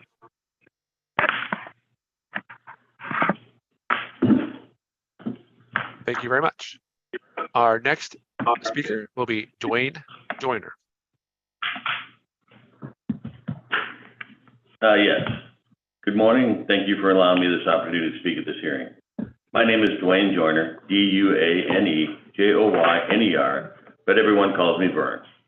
I'm a husband of 32 years, father of 2 daughters, a veteran, and a second-generation steelworker, and I reside in LaPorte, Indiana. I've been employed by U.S. Steel for over 23 years at the Gary Works plant. I'm also a proud member of the United Steelworkers Local 1066, which represents over 1,300 members on the finishing side of Gary Works. Our members process steel from the primary side into coils, which ultimately are used in canning, appliances, automobiles, pipe, etc. I come to this hearing to ask the EPA to reevaluate the proposed restrictions being implemented on how our facilities are operated. Our industry in the Northwest Indiana region employs over 10,000 steel workers at integrated mills from South Bend to East Chicago. Those 10,000 workers indirectly create 100,000 jobs throughout the region. To say that steel mills are crucial to our families and their way of life is an understatement. Domestic steel mills are not only important to our region, but vital to our country's infrastructure and its national security. We are finally rebuilding our nation's bridges, roads, sewers, and other infrastructures are being upgraded or replaced, and the steel is the most important asset to that. From the beams in the bridges, pipes in the sewers, to the cranes and excavators putting it all together. That steel must come from somewhere. Currently, domestic steel manufacturing has a major role in that supply chain, but these changes being proposed could force imported steel to take over. Bottom line is, a ton of steel made from an environmentally conscious domestic steel plant is better for our planet than one that is imported from another country with no intentions of playing fair, nor the environmental standards that we currently follow. Our domestic steel industry has made incredible environmental accomplishments over the last few decades. Being a former pickling line planner, I've seen thousands of hours of dedication by the company and its union members to maintaining these accomplishments. Our history proves we care about the environment, and we will continue that commitment as long as we're a viable industry. In closing, my fear is that these restrictions could devastate our domestic steel plants, their families, and its communities. I appreciate what the EPA has done for my family, my friends, my community, and the future of our health. But the financial burden imposed by these standards can equally impact the quality of life by reducing the economic stability of our region. Thank you.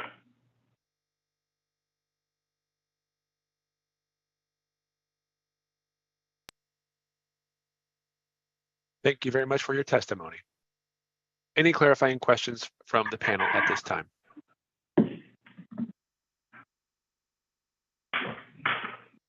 Thank you again. The next 2 speakers are Anthony Urankar and Mike Patton. Anthony, when you're ready, please begin your testimony. Good morning. My name is Anthony Urankar, ANTHONYURANKAR, and I am a proud member of the United Steelworkers Union Local 6103, which represents 800 members. I've worked for U.S. Steel for 29 years, and it has provided my family with an opportunity I would have never had if it wasn't for my job there. I'm a veteran and come from a family of veterans from my wife, son, grandparents, brother, and sister-in-law, and understand how important steel is for our country and the military. This proposal is very concerning for my family and my family's future, and the communities that were built around the plants, from schools and stores to the jobs that are created to support steel, from truck drivers to outside companies that repair and rebuild equipment for us. Environmental stewardship is a key part of what we do every day at U.S. Steel, and we make steel in a much more responsible manner than our foreign competition. It's my understanding that under the current standards, our integrated steel mills are already performing at a level that protects public health. I thank you for your consideration of these comments and respectfully request that the EPA reconsider the proposed rules in light of the significant burden that this rule, along with other EPA proposed rules, will have on the domestic integrated steel industry. Thank you.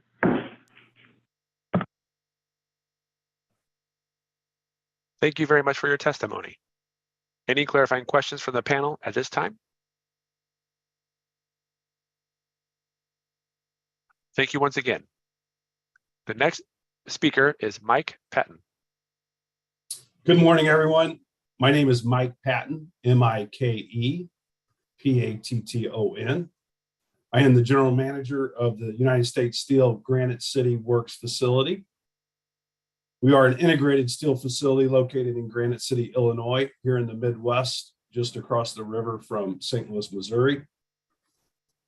I was born in Granite City, Illinois, and have enjoyed a 35-year career at this facility and have been very fortunate, as all others in the community, to have benefited from the incredible facility we have in this town that has supported and served the community since it created the town over 130 years ago.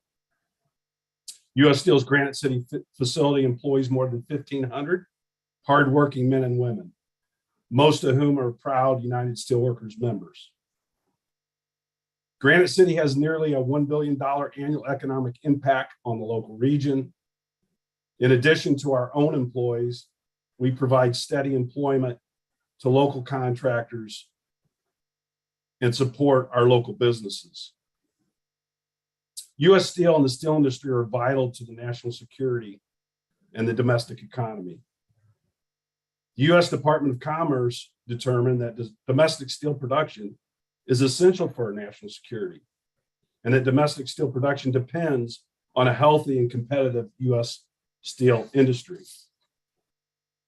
The iron and steel industry is a core critical infrastructure industry, impacting our transportation systems, electric power grids, water systems, and energy generation systems.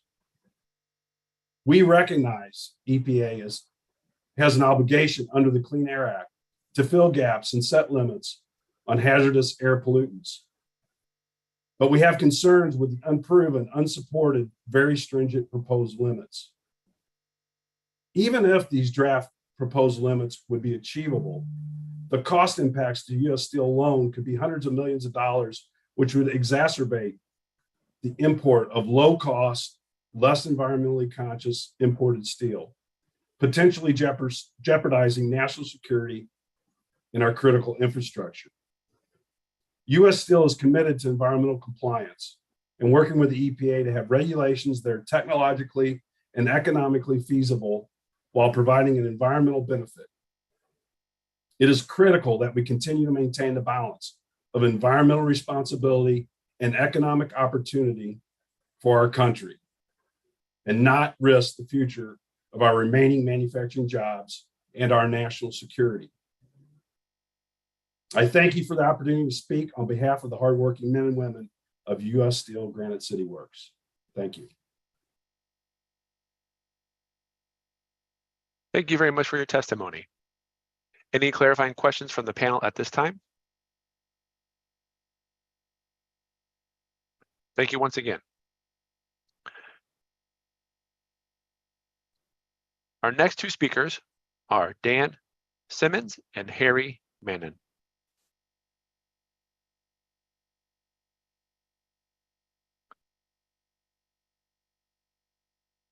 Mr. Simmons, I see your video. Please begin your testimony when you're ready. Good morning. My name is Dan Simmons, P-A-N-S-I-M-M-O-N-S. I'm Dan Simmons. I'm United Steelworkers Union President of Local 1899. I'm an employee of U.S. Steel Granite City Works, and I live in the Southern Illinois area close to the steel mill. I am a second-generation steelworker, following my father who worked here for 30 plus years. And as of last week, I've been working here at the Granite City facility for 45 years myself.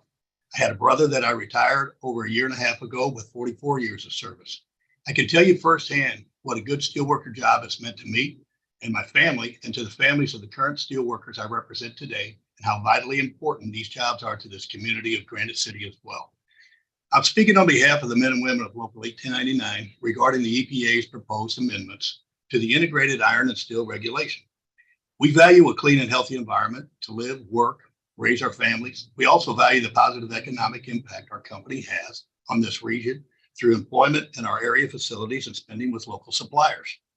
I urge EPA to carefully reconsider the costs and the benefits of the proposed requirements, including the technological and economical feasibility in implementing controls.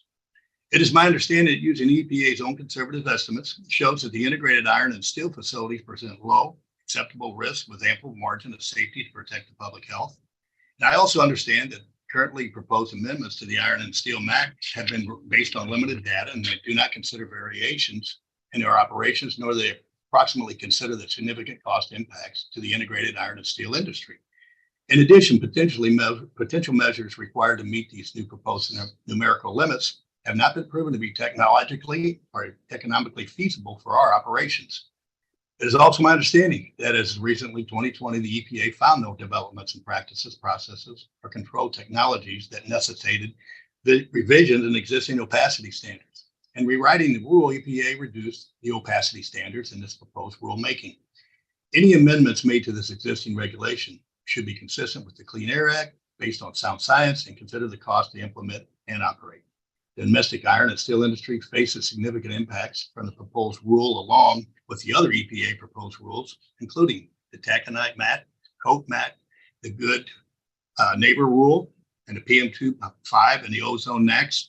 My coworkers and I are concerned for the future of the iron and steel making in the United States. The iron and steel industry is vulnerable to the shifts in the global market where cost pressures are significant, particularly given the current global economic conditions brought on by events like the COVID-19 pandemic and Russia's invasion of the Ukraine. Additionally, I know that the steel production in the United States is already subject to some of the most stringent environmental protection requirements in the world. The Department of Commerce has recognized that the domestic steel industry is vital to ensuring our national security and maintaining critical infrastructure. U.S. Steel Granite City has a strong commitment to our environment and to providing good paying jobs and other important economic benefits to our region. EPA drafting prescriptive regulations without the understanding and the expertise of knowing who is needed and what is needed to safely operate and safely maintain the iron and steel facilities is concerning. Iron and steel facilities are critical to our region and our country. And I believe that when we continue to make positive and effective change to protect the workers and make our community safer, but we must work together to ensure that regulations to promote environmental stewardship do not create devastatingly heavy burdens that results in production of steel in other countries where less stringent environmental and safety requirements. Such actions would weaken our national security and adversely impact our critical infrastructure. It's critical that we continue to maintain the balance in environmental responsibility and economic opportunity for our country and not risk the future of our remaining manufacturing jobs and our national security. Thank you very, very much for this opportunity to speak.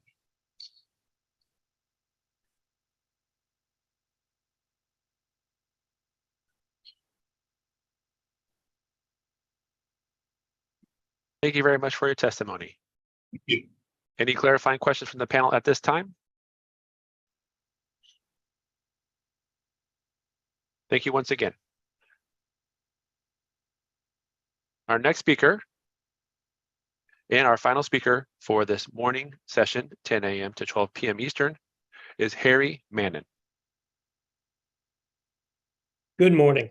My name is Harry Mannin, Harry Mannin. I'm Sierra Club's Deputy Legislative Director for Industrial Policy and Trade and a former resident of Northern Indiana. I want to thank EPA for the opportunity to address its proposed amendments to NESHAP and the fence line communities and workers who are leading the charge to ensure we get this right and strong action is taken. 3 facilities in Northwest Indiana that continue to employ sintering release 90% of the sector's stack hazardous air pollutants. Sierra Club has found that a Burns Harbor Center emits 20,000 pounds of lead into the community each year. Meanwhile, a Gary Center emits 8.6 million metric tons of greenhouse gases per year. Now's our opportunity to tackle pollutants making communities and workers sick and carbon pollution heating the planet. Sintering can be and has been eliminated. In fact, the same companies sintering in Indiana have eliminated the polluting practice elsewhere, and they have the resources to get this done in Indiana too.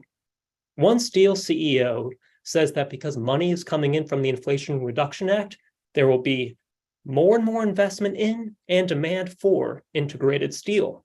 Another CEO calls the IRA the Manufacturing Renaissance Act. We call on the few mills employing sintering to embrace the best technological standards. By doing so, the rule can serve fence-line communities, improve working conditions, and expand American steel's carbon and co-pollution advantage with that of global competitors. Sierra Club knows the importance of supporting the operation of the cleanest integrated mills. If we get this right, facilities, workers, and communities will be primed to prosper as government and automakers seek clean steel. This approach is also crucial to ensure that the American steel industry has a foothold to grow by supplying the green energy transition globally. From the EU to the Indo-Pacific, clean steel is profitable steel. On a final note, when I lived in Mishawaka, Indiana, I'd organized shoulder to shoulder with Bendix retirees and Honeywell workers under the mentorship of AFL's late, great Tony Flora. As incumbent workers were laid off and jobs were sent to Turkey, Local 9 found that Honeywell was cutting off health insurance to retirees. Now, because of the Inflation Reduction Act, Buy Clean procurement, and growing demand for clean steel here and abroad, we have the tools to do away with deindustrialization and outsourcing. Slashing pollution and improving conditions for workers drives demand and increases the flow of investments. Simply put, environmental justice is good business. Integrated mills that proactively adopt environmental protections welcome data transparency, leverage manufacturing investments, and compete for government procurement by cleaning up their acts stand to benefit most. EPA must keep that in mind when strengthening its proposed amendments. Stronger environmental protections are not business costs. They are yet another carrot for industry. Thank you.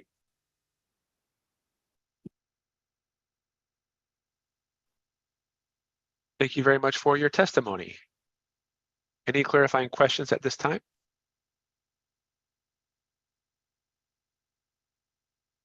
Thank you for your time. Thank you to all our attendees who provided testimony. Thank you to our panelists. This concludes session 1. The hearing chair will now read the recess statement. My name is Steve Frew. I've been chairing this session.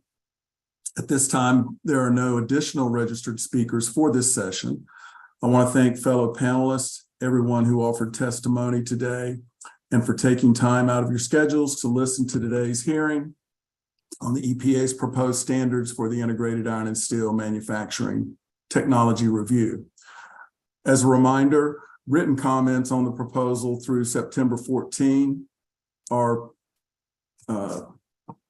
expected and welcome. Instructions for submitting written comments are available on our website. Keep in mind, we'll take a 1-hour recess. There'll be another session at 1 p.m. Eastern time starting today as well. Thank you.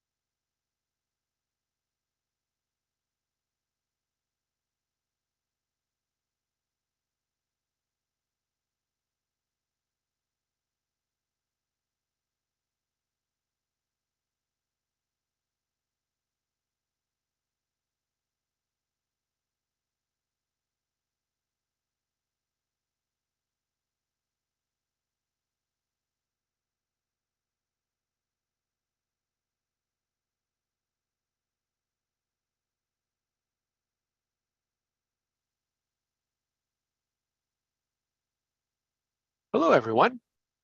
Welcome to today's public hearing. Before we begin, just a quick reminder that everyone should be muted, and we ask that cameras remain off unless it is your turn to provide testimony. I will now turn the meeting over to Hearing Chair Chuck French to welcome everyone to today's hearing. Hello, everybody. Welcome to the hearing. This hearing is for the EPA's proposed rule for the national emission standards for hazardous air pollutants for the integrated iron and steel facilities industry. My name is Chuck French, and I am the group leader of the Metals and Inorganic Chemicals group within EPA's Office of Air Quality Planning and Standards. Thank you, everybody, for joining us today. We look forward to hearing your comments on the proposed rule. And with that said, I'll hand it back over to the hearing host, who will talk about the instructions and so forth for today's hearing. So thank you. Great. Thank you very much, Chuck. During today's hearing, we will take comment on the EPA's proposed national emission standards for hazardous air pollutants, integrated iron and steel manufacturing facilities technology review. Just as a note, I do see a few people logged in under your phone numbers for the Zoom meeting today. If possible, please try to join the meeting or rename yourself with your first and last name to help our logistics team better prepare to provide you the order in which you'll provide testimony. The EPA is proposing to revise standards for a few currently regulated hazardous air pollutants, also referred to as HAP. The proposal also sets standards for unregulated HAP and sources of HAP. Now, I'd like to ask our other EPA panelists to introduce themselves. On the panel are Phil Mulrine and Katie Biagio. Yeah, my name is Phil Mulrine. I'm an environmental engineer with EPA's Office of Air Quality Planning and Standards. My name is Katie Biagio. I'm an environmental scientist with EPA's Office of Air Quality Planning and Standards. Thank you very much, panelists. Before we begin hearing from you, we have a few ground rules and housekeeping items to review to help make today's hearing run smoothly.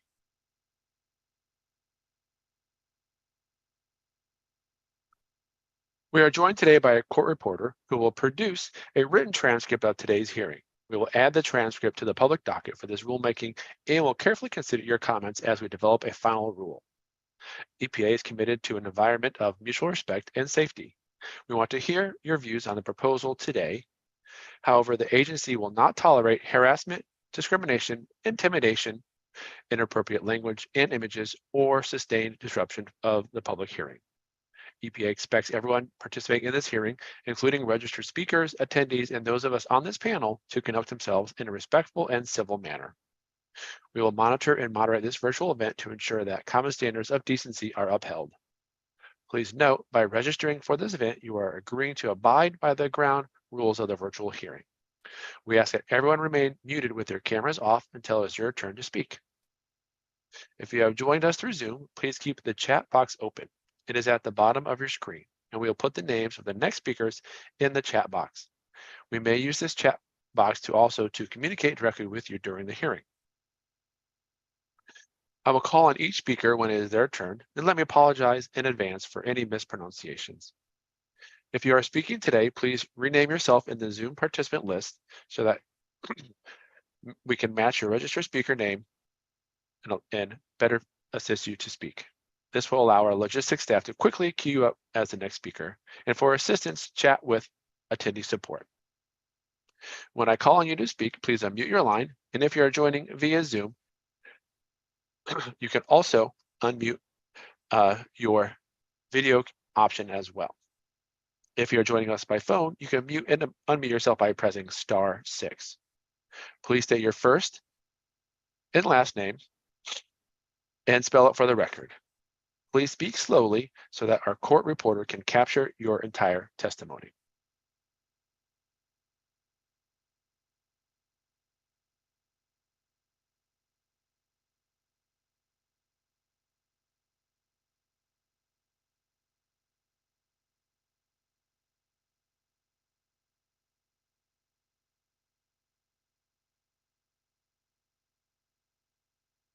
When you are providing testimony, you are welcome to activate your video camera by clicking on the Start Video icon at the bottom left of your screen. If you are not testifying, please keep your camera off. Each speaker will have 4 minutes to give comments. A 4-minute timer will be displayed on the screen to help you keep track of your time. The timer will start when you state your name, and when your 4 minutes are up, it is time to stop.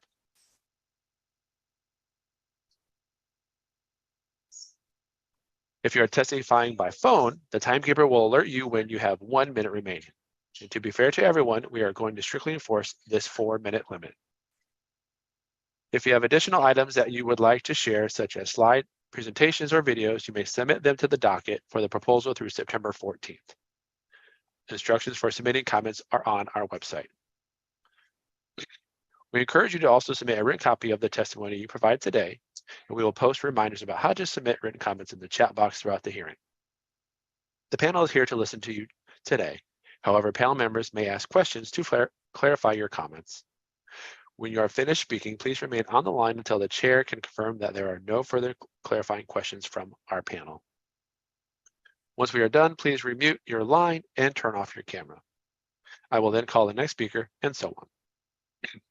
If time allows, we may be able to add additional speakers. And if you do not pre-register and are interested in speaking, please send a direct message to attendee support in the chat box, and our logistics team will let you know if there are any time slots available and assist you with registering.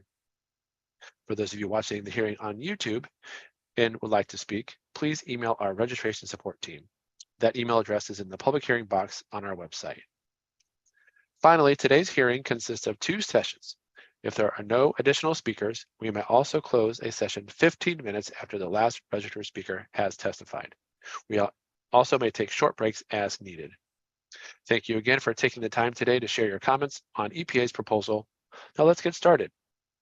The first 2 speakers are Edith Abayeta and Terry Stiegel. Edith, I see your camera coming up. Please go ahead and start your testimony when ready. Hello, my name is Edith Abeyta, EdithAbeyta. I live in North Braddock, Pennsylvania, one of 4 municipalities that U.S. Steel's Edgar Thomson Works occupies. For almost 150 years, the steel industry has constructed and maintained a sacrifice zone that the residents of Braddock, East Pittsburgh, North Braddock, and North Versailles have had to and continue to endure. Some of the many sacrifices that residents suffer with on a daily basis from Edgar Thomson are malodors throughout the day and night, smoke, excessive and extreme noise, spiking unsafe levels of PM 2.5, corrosive particulate matter that rains down onto cars, plants, houses, animals, and people, air quality warnings from Pennsylvania Department of Environmental Protection and the Allegheny County Health Department, blight of Edgar Thomson, which looks like it's ready to fall apart and collapse, trash, overgrown vegetation, a constant stream of diesel trucks transporting materials and parked on our streets. These are just some of the harms that are most easy to identify. Then there are the long-term harms of disinvestment in the community. There are no schools or grocery stores. The buildings along Braddock Avenue that Edgar Thomson is located on decay and collapse. The Braddock Hospital closed. The number of condemned buildings that need to be demolished in North Braddock is in the hundreds. Estimates are anywhere from 300 to 700 vacant homes in a municipality that is 1.64 square miles. Many of the lots are vacant, overgrown, and abandoned. The decrepit physical state of Edgar Thomson reflects the state of the municipalities it occupies. Most importantly, there is the health impact on residents who live adjacent to Edgar Thomson. High rates of asthma, cancer, and COPD, inability to sleep through the night due to malodors and invisible emissions, coughing, watery eyes, runny nose, congestion, lethargy, insomnia, anxiety, and overall poor health. I encourage the EPA to weight the experiences of the residents of environmental justice communities that live adjacent to steelmaking facilities such as Edgar Thomson over industry. Bring hearings such as this one in person to our communities so that more people can speak. Schedule the hearings in the evening so more working people can testify. Specifically in regards to these proposed regulations, I ask that the EPA mandates 24 hours, 7 days a week, 365 days a year, fence line monitoring for all hazardous air pollutants and particulate matter that Edgar Thomson emits.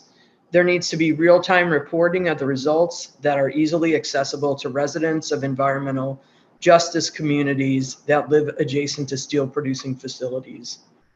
I request that U.S. Steel representatives regularly attend monthly municipal council meetings to report out the data and status of the hazardous air pollutants that Edgar Thomson is emitting. There needs to be real-time warning and notification systems put in place for residents when hazardous air pollutant emissions and particulate matter is high. In addition to fence line monitoring, real material protections need to be provided to residents who live adjacent to Edgar Thomson. These protections include green plant and tree barriers between Edgar Thomson and the community, air filters, home repairs so that residents can seal their houses during unsafe air quality days, which are many, and central air conditioning so that homes are safe air locations during the high temperature days of the summer. EPA, please regulate the steel industry so that the quality of air contributes to the health, wellness, and safety of the people and not our demise. Thank you. Thank you for your testimony. Are there any clarifying comments or questions from the panel at this time?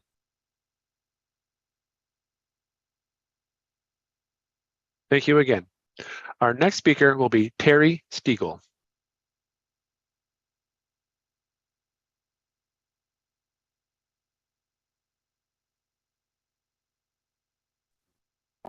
Terry, I see you. Please unmute and begin your testimony when ready. Please remember to state and spell your first and last name.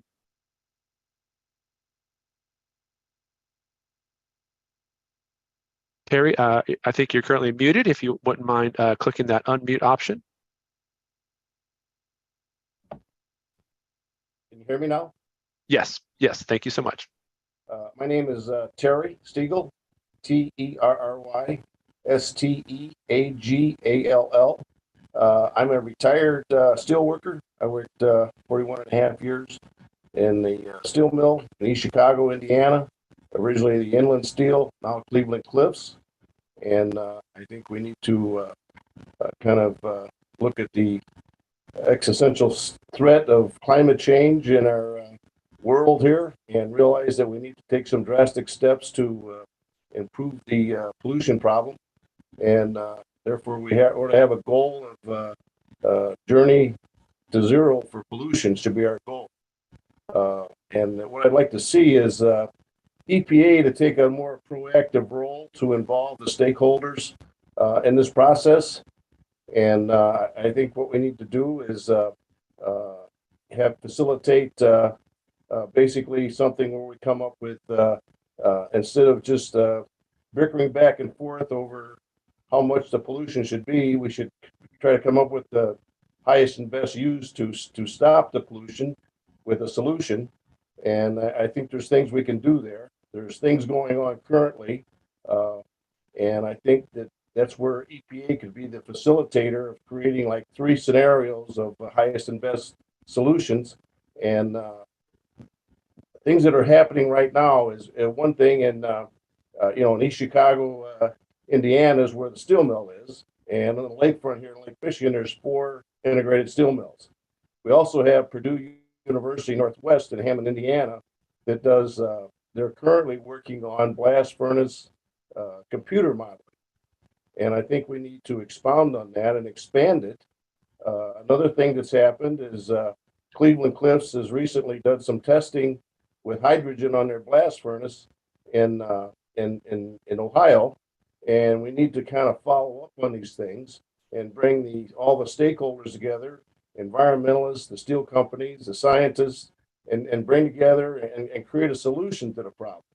And I don't think we're working in conjunction there, because I think it's vital we do get this done as soon as possible, because there's $80 billion out there in funds that can be in grants that we can go after to maybe help this process if we get far enough along to present a proposal for those funds.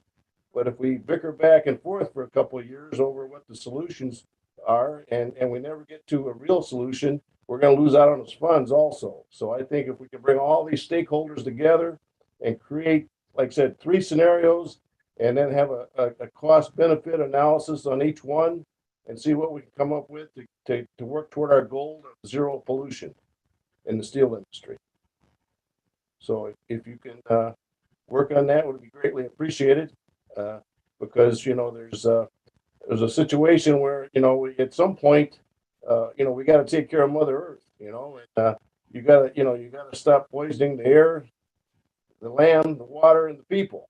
So unless we use the technologies available to us and put this in a positive situation, everybody's going to hurt, because you know, people can lose jobs, or we can lose economic advantages that we need to sustain our economy and everything, unless we do something that's going to get us over the hill as far as in an aggressive way to solve these problems. Thank you.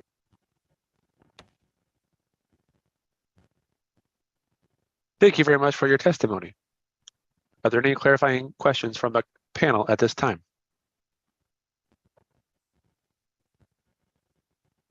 Thank you again very much. Our next 2 speakers are Mike Olzanski and Charles Ochoa. Mike, when you are ready, please unmute your microphone and camera if you so choose. Mike, I do see you. Please go ahead and begin your testimony by spelling and stating your first and last name. My name is Mike Olzanski, Mikeolszanski. I work for Indiana University Department of Labor Studies as outreach coordinator, but I speak today as a private citizen. I worked at Inland Steel Company, Indiana Harbor Works from 1963 until retirement in 1998. I was an active member and president of Local 1010, United Steelworkers of America, representing 15,000 steelworkers at that time. An environmentalist for the past 50 years, I was appointed by then USWA District 31 Director Ed Sedlowski as chair of the first environmental committee in the United Steelworkers in the mid-1970s. Our goal was to advocate for clean air and water and clean energy for our 120,000 members, as well as the larger community. Our first focus was coke oven emissions, which were killing our members at a rate 10 times that of others in the community, as well as killing people living near the steel mills at alarming rates. While management publicly argued for the false dichotomy of jobs versus the environment, we in USWA District 31 proved that indeed more jobs were needed to maintain and operate coke plants and other polluting facilities in order to reduce emissions. We argued for jobs and the environment in basic steel production. In the 1970s, 50 years ago, confronted with the specter of the planned construction of a nuclear power plant on Lake Michigan, 100 yards from Bethlehem Steel, where 5,000 of our members worked, we were compelled to investigate and take a stand on power production. In alliance with environmentalists and community residents, we finally convinced NIPSCO, the Northern Indiana Public Service, to halt construction of the Bailey nuclear plant at Burns Harbor. USWA Local 6787 and its then president, Paul Kachaha, played a major role in defeating the Bailey nuke. While human-induced global warming and climate change were far from settled science in those days, we were also advocating for safe, clean energy production, arguing for wind and solar energy and high-speed rail transportation long before it became popular to do so. Representing USWA District 31's 120,000 steelworkers, I testified before Congress and at the Carter White House in favor of green energy and the jobs it could create. In those days, we used the term clean, safe energy.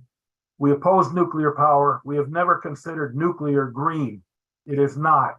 But that is history. Today, we are well aware, based on thoroughly tested science, that CO2, CO, and other greenhouse gases are quickly precipitating a major climate disaster. Yet, in the latest proposed EPA air pollution standards, I can find no mention of greenhouse gases. I have, from its creation, always supported the Environmental Protection Agency and its work to create and enforce standards for elimination of air and water pollution. To that, we must specifically add greenhouse gases. It appears the Supreme Court of the United States, as presently constituted, does not agree with those goals. Furthermore, considering the existential crisis we now face, SCOTUS would prevent EPA from regulating greenhouse gas emissions at all? That is absurd. Steel mill emissions contribute enormously to overall carbon emissions. We cannot reduce, eliminate, much less reverse climate change and its catastrophic results without addressing steel mill emissions. It is unlikely I personally will live to see where the struggle for clean air and water and energy, and now for the very existence of civilization, ends. Our children and grandchildren most certainly will. It is for them we must once again renew our fight for clean air, clean water, clean energy. Their survival depends on it. Set the standards. The steel industry and my brothers and sisters of the United Steelworkers will meet them. Thank you. Thank you very much for your testimony. Any clarifying questions from the panel at this time? We appreciate your time. Thank you again for your testimony. Our next speaker will be Charles Ochola. Thank you for the opportunity to provide comments on the proposed amendments to the National Emission Standards for hazardous air pollutants for integrated iron and steel manufacturing facilities. My name is Charles Ochola. That's Charles, last name Ochola, and I serve as the president of the National Slag Association. I'm submitting comments on behalf of our membership to convey our concerns and perspectives regarding these proposed amendments. The National Slag Association, established over a century ago, is dedicated to assisting member companies who are involved in slag processing in upholding their commitment to environmental stewardship. Our members are responsible for processing, handling, and the storage of blast furnace slag and basic oxygen furnace slag at integrated iron and steel manufacturing facilities. Therefore, the proposed amendments have a direct impact on our industry. Now, primary concern revolves around the proposed new opacity limit of 5% for the processing, handling, and storage of blast furnace slag and basic oxygen furnace slag. It's worth noting that prior to this proposed amendment, the regulation of slag processing, handling, and storage was not included in the NESHAP for integrated iron and steel manufacturing facilities. This exclusion largely stemmed from the understanding that the processing, handling, and storage of blast furnace slag and basic oxygen furnace slag do not significantly contribute hazardous air pollutants to the environment. To that point, EPA determined in 2020 that emissions from integrated iron and steel sources, including slag emissions, have low and acceptable risk. Moreover, the processing, handling, and storage of blast furnace slag and basic oxygen furnace slag are already subject to regulation through Title V air permitting under the Clean Air Act, specifically aimed at minimizing particulate matter emissions. As a result of these regulations, any potential emissions of hazardous air pollutants are already effectively regulated and minimized.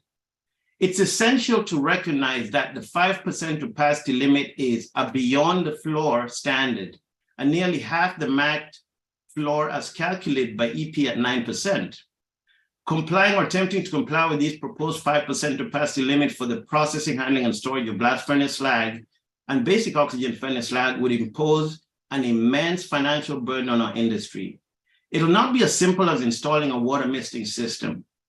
Slag pits utilized for processing molten slag into environmental beneficial slag aggregate products would necessitate substantial structures or enclosures to meet the 5% opacity limit for slag processing and handling activities. The construction of these enclosures would demand substantial industrial ventilation systems and accompanying baghouse controls. The financial implications for each integrated mill is projected to amount to millions of dollars, far exceeding EPA's projected cost of compliance of $38,500 per facility. Therefore, in light of these concerns, we respectfully request that the EPA reevaluate the cost-benefit analysis associated with the proposed 5% opacity limit for the processing, handling, and storage of blast furnace slag and basic oxygen furnace slag. Furthermore, we urge the EPA to reconsider the inclusion of the proposed 5% opacity limit in the final NESHAP for integrated iron and steel manufacturing facility. This request is grounded on the limited potential for hazardous air pollutant introductions, coupled with the overwhelming financial burden it would place upon our industries. We appreciate the opportunity to voice our concerns and insights on this matter, and please accept our commitment to providing written comments in conjunction with this public hearing. Thank you again for your attention to this very important issue.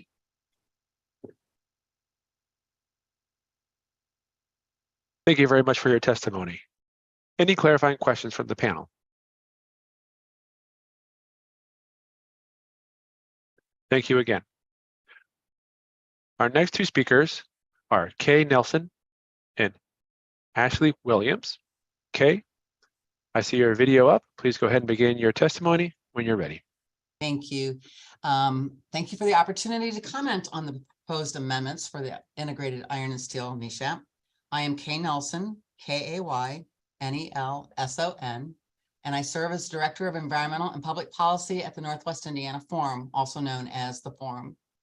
The Forum is a regional, nonprofit economic development organization with over 130 investor members representing the 7 counties of Northwest Indiana: Lake, Porter, LaPorte, Jasper, Stark, Newton, and Pulaski.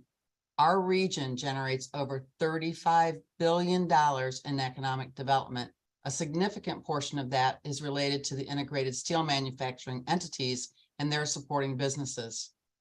The Forum has many members who are governed by permits that are regulated by US EPA, as well as IDEM, Indiana State Department of Environmental Management, and additional federal and state agencies as specific projects call for.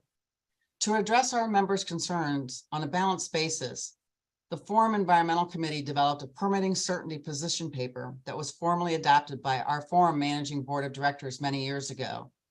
The position paper stated, our support of proposed changes to rules, regulations, statutes, and law would be offered and based upon when it had been demonstrated that technically, scientifically, and legally sound measures were undertaken. With this guiding document, the Forum members have built upon their existing relationships with the aforementioned agencies to enhance the outcome of changes designed to improve the quality of life, retention of jobs, and/or the creation of new jobs in harmony with our wonderful environment.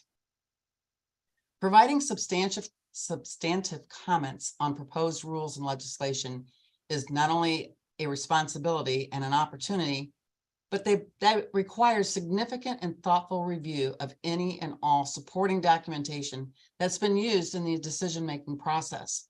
At present, the complete library of background documentation related to this action has not been made fully available. Transparency is imperative to all engaged in the review and comment process. With this material, we can provide the agency with input that's crafted incorporating the same guidance formula of technical, scientific, and legally sound research to support positions contained in formal comments. At this time, formal comment preparation is premature without full documentation being made available for all stakeholders to review. Northwest Indiana residents have witnessed the benefit of environmental regulations since the inception of EPA. Our air and water quality have shown significant visual improvements over the decades. Today, risks have been minimized at industrial settings with the implementation of thousands of permit sampling and testing requirements that are reported to the appropriate agencies. Our diverse manufacturing sector, including integrated steelmaking, is a major economic driver in Northwest Indiana. It provides thousands of good-paying jobs. We believe it is critically important to keep our industry economically competitive and to preserve making steel in America. As a result, it is important to ensure that our regulations have strong technical basis, reflect complete and accurate data, and provide benefits that are proportional to risk and cost.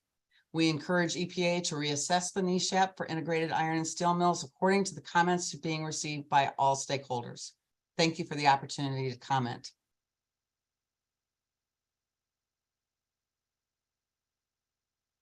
Thank you very much for your testimony. Any clarifying questions from the panel? Thank you again.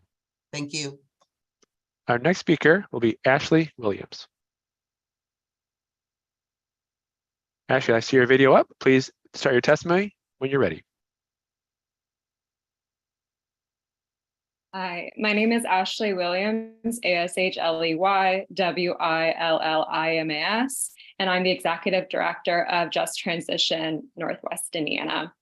I'm fortunate to call Northwest Indiana my home. NWI is nestled within the Indiana Dunes National Park, where 1,500 species of plants and animals are found in our marshes, our forests, and our beaches. However, amongst this globally rare beauty of dunes and Lake Michigan watershed is a legacy of pollution and environmental racism. Every day, Northwest Indiana communities breathe some of the most deadly air in the country. A staggering 90% of nationwide steel emissions derive from right here in Northwest Indiana. We see and taste and smell it. Like a pungent raw egg, the hydrogen sulfide and other contaminants fill our nostrils and choke our lungs daily. Toxics belch into our backyards, namely Black and brown and low-income communities. And we're told this is the way it is here because polluters have always come before people. Without question, the steel mills have provided tens of thousands of family-sustaining jobs through the decades. Gary, Indiana was erected over a century ago in the name of steel. However, the industry has sold workers the fallacy that cleaning up their act and pursuing emission reductions will cost them their jobs. This is absolutely a false choice and only serves to protect the bottom dollar of the CEOs and upper echelons of Cleveland Cliffs and US Steel, not the frontline communities or the rank and file workers. Environmental protection does not look like 80 tons of toxic metals annually into the skies over our neighborhoods. It does not look like a mere 15% emission reduction for two corporations with a combined yearly profit of $44 billion with a capital B. It looks like Cleveland Cliffs and US Steel being held accountable by you, the EPA. It means a just and equitable transition in the steel sector. It means green and renewable energy produced domestically manufactured steel. We're tired, we're polluted, we've had enough in Northwest Indiana. We are tenacious and some of the most resilient people, but it is up to you, EPA, to show us that you are listening. This rule as proposed, although a first step, still perpetuates the status quo and continues to deprive our communities of breathing clean air. You can and must do better, protect community and workers. I'm asking that you strengthen the NESHAP. EPA must increase the amount of toxic air emission regulations from steel and iron manufacturing for more, at least 65% than the proposed 15%. EPA must include all toxic pollutants, not just chromium, in their proposal for community air monitoring in the vicinity. This means continuous real-time fence line monitoring and frequent and publicly accessible reporting. And EPA must protect communities that have historically borne the brunt of steel and iron pollution and their cumulative impacts. Thank you so much. Please hear us. Thank you.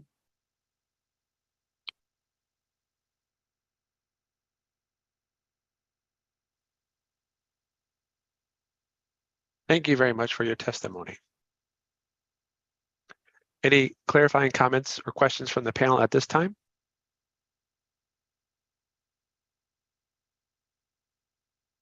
Thank you again for your testimony.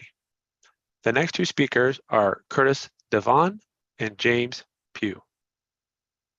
Curtis, at this time, if you'd like to unmute your audio and video, you can please begin your testimony. Good afternoon, everyone. As was stated, my name is Curtis Devon. You can spell that C-U-R-T-I-S.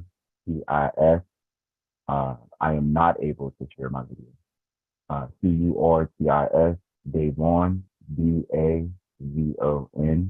I'm the organizing director for Clean Water Action here in Pittsburgh, PA. Before I get into more details on the situation here in Pittsburgh, I would like to also make quick note that I have intermediate family that lives in Gary, Indiana. So I feel like this situation really impacts me, not only from a work standpoint, but a personal standpoint. And as many people got on this call and mentioned, the many pollutants that come from the type of factories that U.S. Steel and Cleveland Cliffs have impacts people's health, especially in environmental justice communities. One of those people being my grandfather. As Ashley mentioned previously, Gary, Indiana was set up strictly for steel, and my grandfather recently just passed away of COPD. With that being said, the proposed rules do not go far enough to protect clean air and healthy homes and healthy communities. According to Allegheny County Health Department, 85% of homes have lead in them in Allegheny County due to them being built before 1978. In Braddock, an area that is occupied by U.S. Steel, that number is higher. In addition, people are already affected with lead. According to Allegheny County Health Department, 4.90% of children 6 or younger have tested positive for lead in Braddock. In North Braddock, it is 5.85%. These numbers don't need to be added to. The laws and rules need to be stricter. But to take that farther, as I mentioned to start this conversation, please consider the health factors. In addition to the things that I mentioned that affect my grandfather, think about the other people, the lead poisoning. Lead is known to lower IQ and cause other health problems that affect people in those communities and other areas, areas that are not seen or accounted for. I do a lot of my work in the Braddock region, not from Braddock, but I have family members that live in the area. So on my leisure time, I frequent the area as well. I work there, I play there, I shop there, and have family members there. Recently, Adam Ortiz of the EPA came to visit, and it just so happened that he came to visit on a day that CMU, Carnegie Mellon University, was doing a presentation. The name of that presentation is Braddock, A Life Without Steel. And I would like to combine 2 points here. Adam Ortiz needs to do more than just show up. He actually needs to be invested in the areas that are impacted. Also, people in the area are not in favor of steel. They do not want it. We continuously try to find ways to either eliminate it or make it really, really tough restrictions. In lieu of time, I will skip some of my other stats and facts I have and get straight to my ask.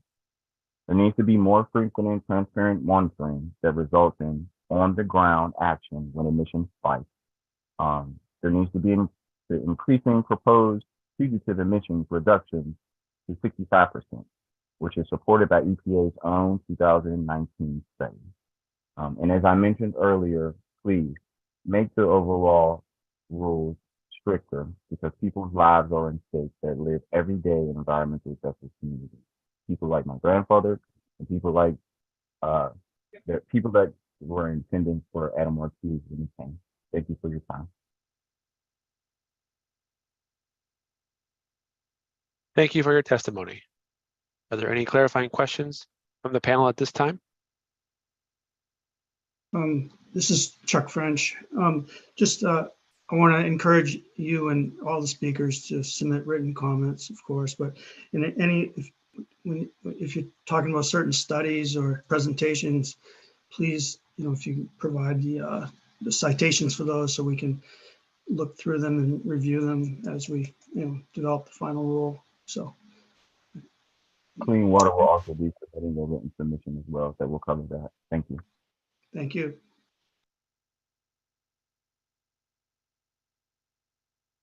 Our next speaker is James Pugh. Hi, my name is James Pugh, spelled P-E-W. I'm the Director of Federal Clean Air Practice for Earth Justice in DC.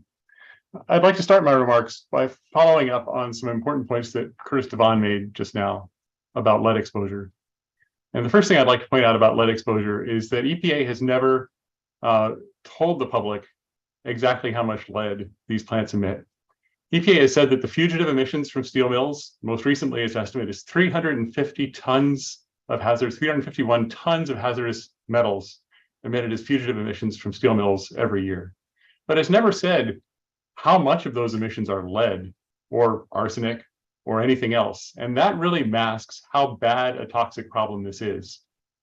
If steel mills emissions of fugitive emissions of metals are even 1/4 lead, that means that the nation's 10 integrated iron and steel mills are emitting over 80 tons of lead every year and have been doing for decades, which is one reason, surely EPA recognizes this, that so many homes and communities are contaminated with lead. It is time to stop this. And at the very outset, EPA needs to tell people how much lead is being poured on these communities by these steel mills and how much lead is being poured on the workers who are right there where the fugitive emissions occur.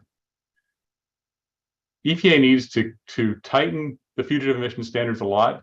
And one of the things, in addition to tighter opacity standards, more work practice standards, better work practice standards, is ducting the fugitive emissions to a control device so that they're not simply pouring out of the roof vents uncontrolled. The next point I'd like to make very quickly is about steel mills' stack emissions from the sinter plants. EPA has said that more than 90% of all of the steel industry's stack emissions come from 3 sinter plants, all of which are in Northwest Indiana. That is over 200 tons a year of hazardous air pollutants from just 3 sinter plants. And as EPA knows, sinter plants aren't even necessary. Only 3 mills have sinter plants. And in the last decade or two, all but these 3 have closed because they aren't necessary. In fact, Cleveland Cliffs, which owns 2 of the sinter plants in Northwest Indiana, has said that it doesn't even use sinter in its operations anymore. These are essentially hazardous waste burning operations. Because they emit so much, because they are emitting into such a small concentrated area, which is an environmental justice community, EPA needs to get these emissions under control. What EPA should do is set limits on the sinter plants based on the use of a wet electrostatic precipitator. That is what it needs strong medicine to get these emissions under control. The industry can do it. That would do something to get to remediate this ongoing environmental disaster and environmental justice, extreme environmental injustice. The last thing I'd like to talk about really quickly, because it seems to have come up, is cost and the industry's ability to pay. This industry is owned by 2 companies who have reported a combined revenues of over $44 billion a year. One of these companies, US Steel, is engaged in a gigantic stock buyback. The other company, Cleveland Cliffs, is engaged in trying to buy US Steel. They have more than enough money to control their toxic emissions and end this assault on neighboring communities. Thank you.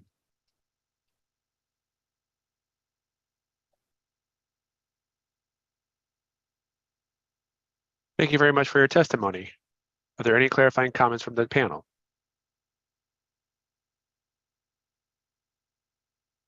Thank you again. The next 2 speakers are Patrick Bloom and Frank Merrill.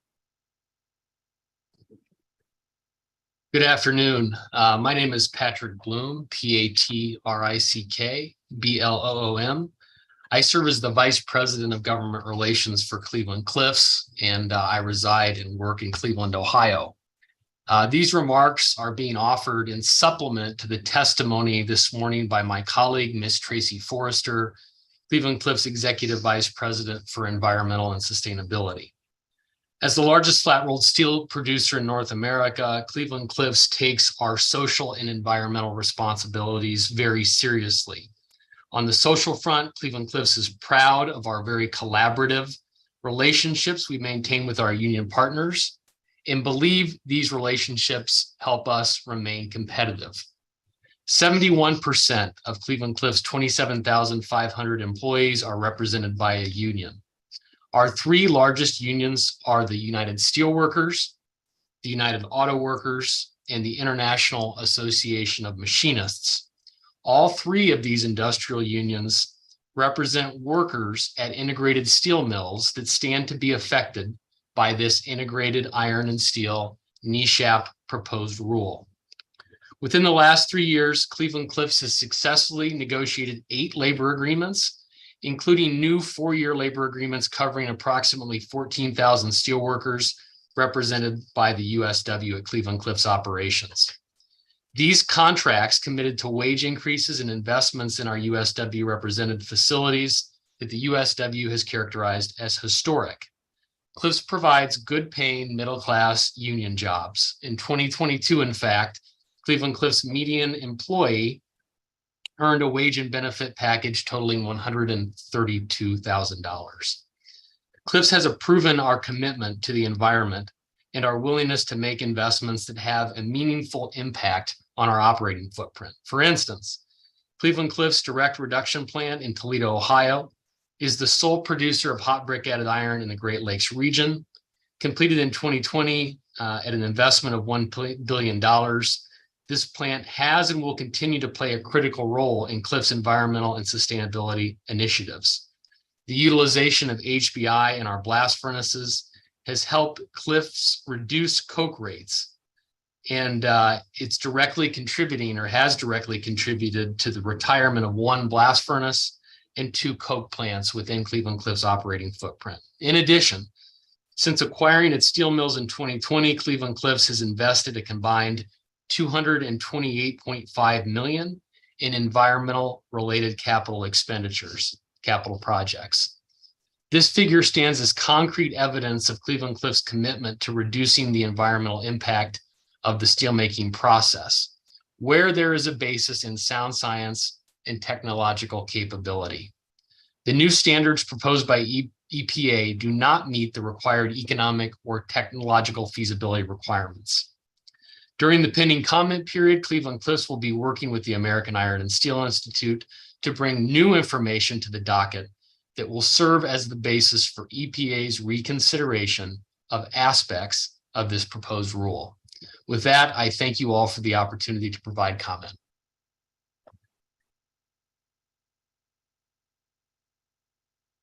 Thank you very much for your testimony.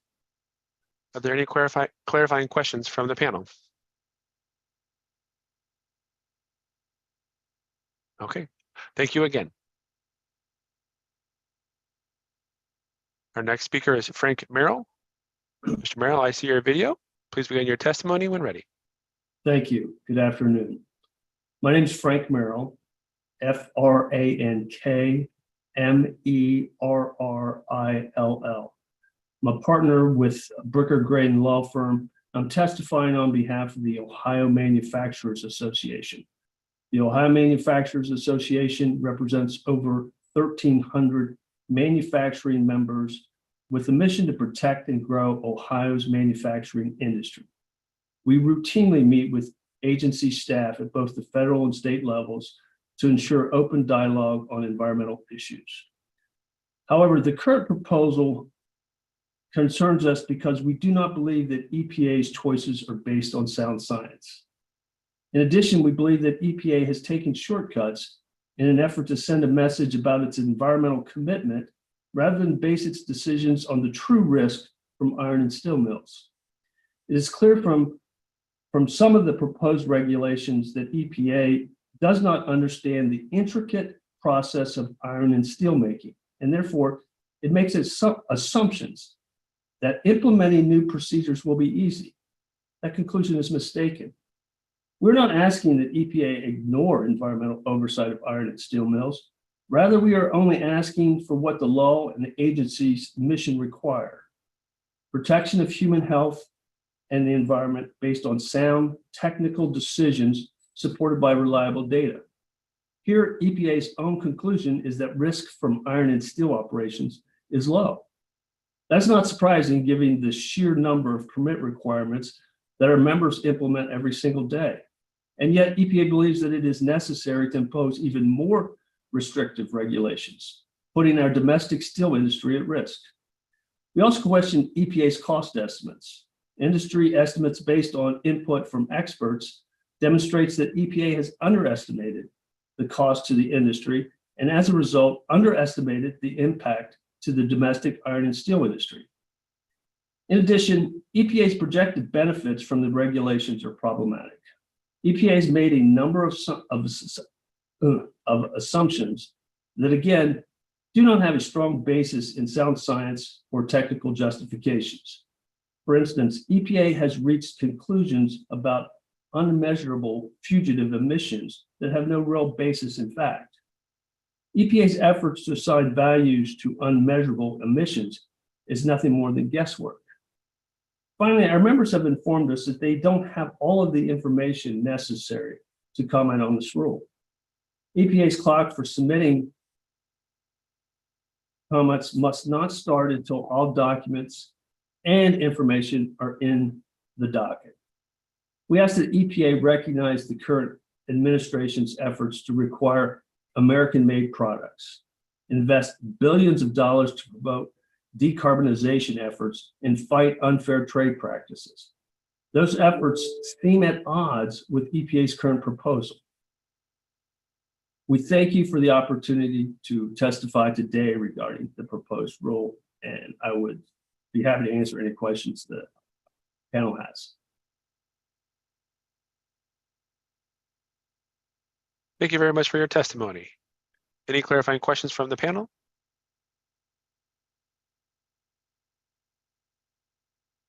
Thank you again. Thank you.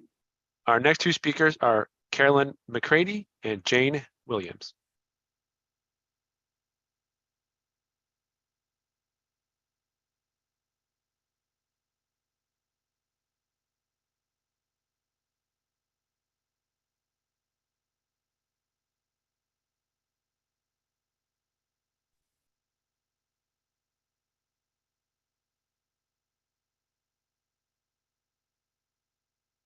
Carolyn, hold on one moment. I see you speaking, but we're not hearing your audio. Looks like you're unmuted. If you, now you appear to be muted. We'll try to troubleshoot here in a moment, and if not, we'll get you to a breakout room with our attendee support. Can you try unmuting one more time?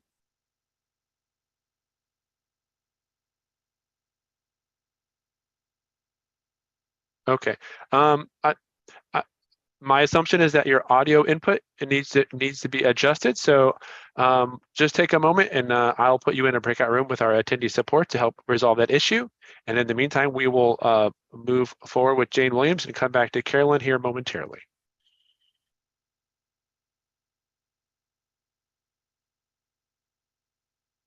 Jane, I do see you now. If you want to proceed. Wonderful. Thank you for the opportunity to give testimony today.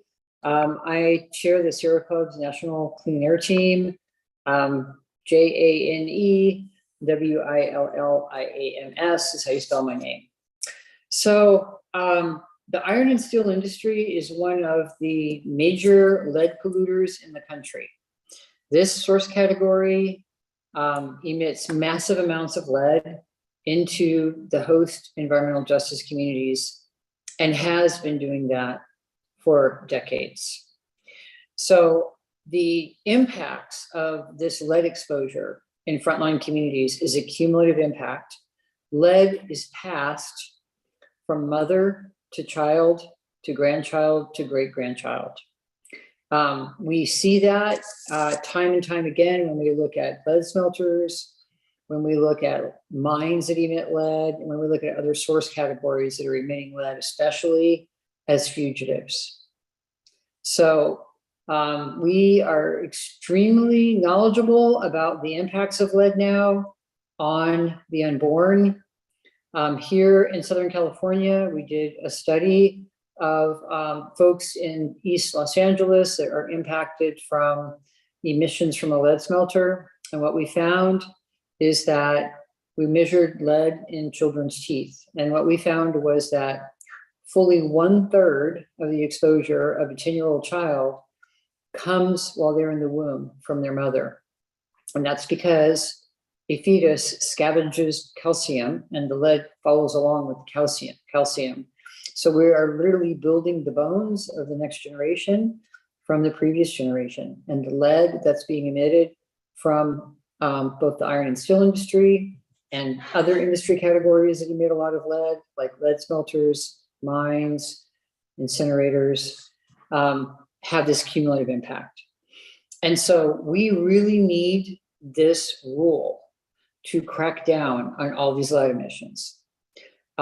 We don't have a really good handle on how much those emissions are because EPA has not done a very good job of forcing the industry to report how much lead is emitting. But we do know that a significant portion, a troubling portion of the particulate matter emissions, both from the stacks and from the fugitives, have led along for the ride.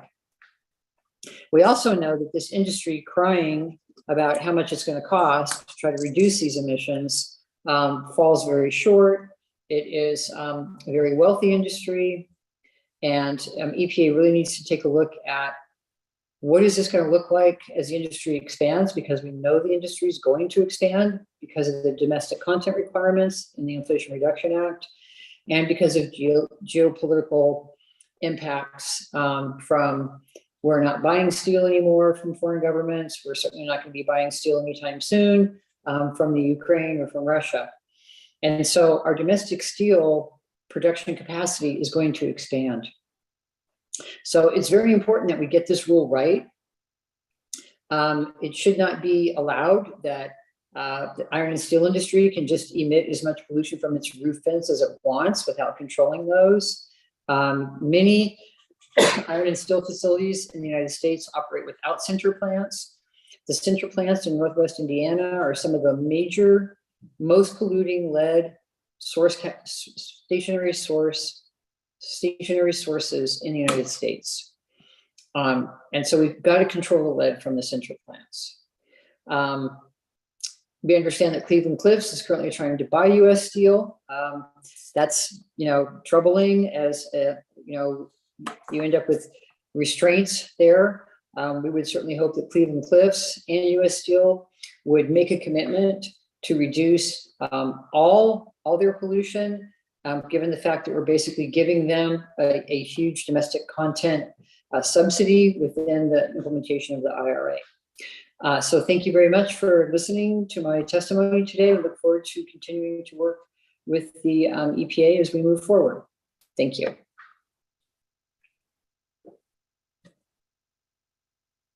Thank you very much for your testimony.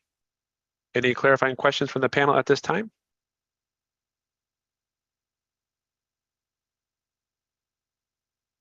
All right, thank you once again.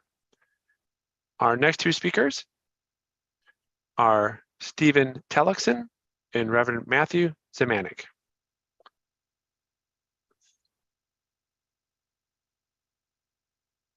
Stephen, if you're ready to provide your testimony.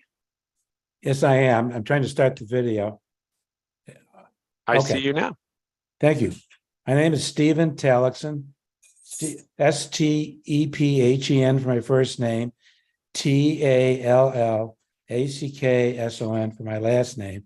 I'm a 79-year-old resident of Ogden Dunes, Indiana, 1 mile west of U.S. Steel's plant in Portage, Indiana, and about 7 miles east of U.S. Steel Gary Works. My wife and I moved to Northwest Indiana from Chicago in 1979. Next month, it'll be 50 years. We've lived in Northwest Indiana, 19 years in Gary, and now 31 years in Northwest Indiana. In November of 2020, I was diagnosed with and had colon cancer surgery.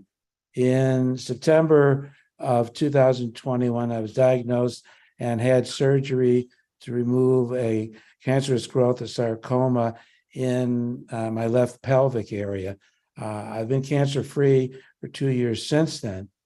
But the reason I'm bringing this up is There is no history of cancer in my family. Neither my mother or my father ever had cancer.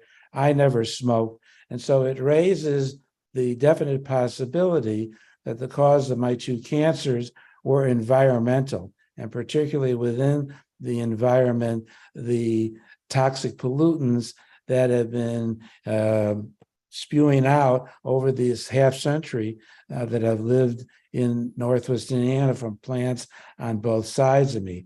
Consequently, I would urge the EPA to strengthen its proposed regulations to have a 65% reduction in toxic pollutants rather than the proposed 15%, and to include all dozen categories of toxic pollutants, not just chromium, so that people like me don't run the increased risk of getting cancer because of the toxic pollutants that are being spewed into the air that we breathe. I would also support one of the previous speakers who had talked about adding greenhouse gases. Ogden Dunes, where we live, is a lakefront community on the south shores of Lake Michigan. And when we moved to Northwest Indiana in 1973, every winter by January, there would be shelf ice extending out from the beach out into the shallow waters of Lake Michigan for 100, 200 feet. What we've seen in the last few years is that there's something, either no shelf ice or very little. The reason that becomes relevant is that when we have north winds, because we're at the south end of Lake Michigan, there is no ice barrier to stop waves crashing into the dunes. And we have had our whole first line of dunes eroded, particularly in the last high water cycle from Lake Michigan from 2011 to 2021. So our community is being endangered by lakeshore erosion. We know there are multiple causes of global warming, but we think that the steel mills are one of the causes of global warming. And so therefore greenhouse gases, if they're not included in the regulations now, should be included. Thank you. Thank you very much for your testimony. Any clarifying questions from the panel?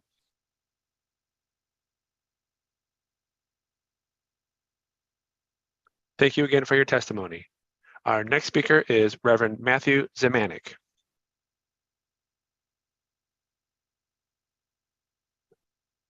Good afternoon. Thank you, everyone, for this opportunity to testify about strengthening environmental regulations for steel emissions, particularly for those who have shared their concerns about the public health impacts of pollution, particularly on environmental justice communities.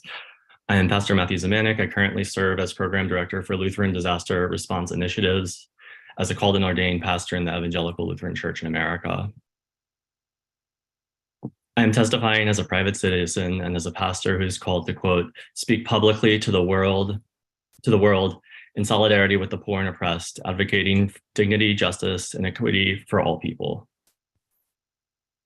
Before coming to this role at Lutheran Disaster Response, I served as a parish pastor and then a community chaplain on Chicago's Southeast Side from 2018 to 2022. I've seen firsthand the impacts of legacy and ongoing pollution have had on public health in the Calumet region, including Southeast side of Chicago and Northwest Indiana. In the community I served, there were 2 Superfund sites already.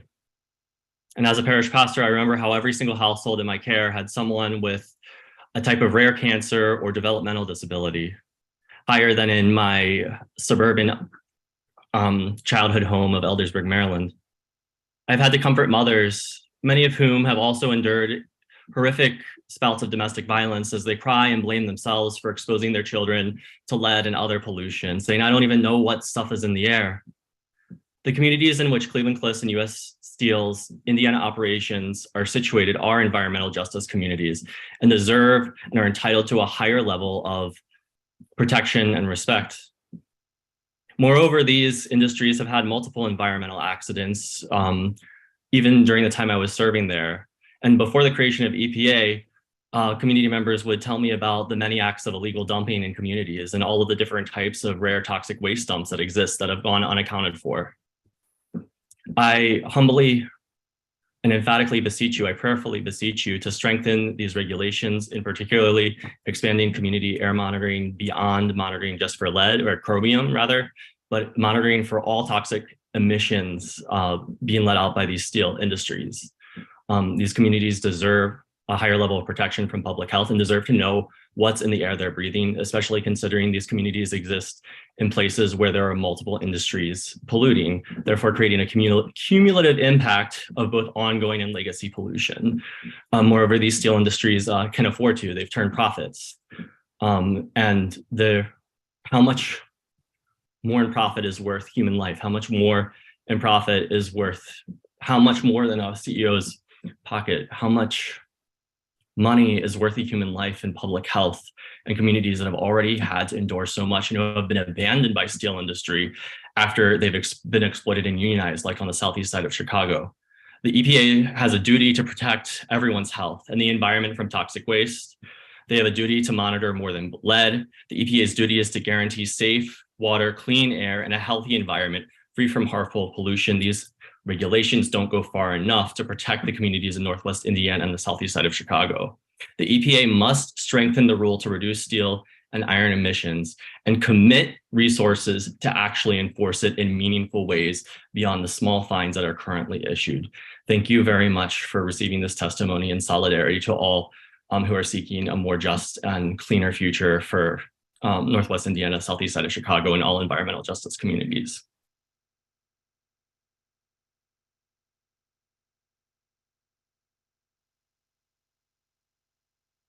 Thank you very much for your testimony. Are there any clarifying questions from the panel at this time?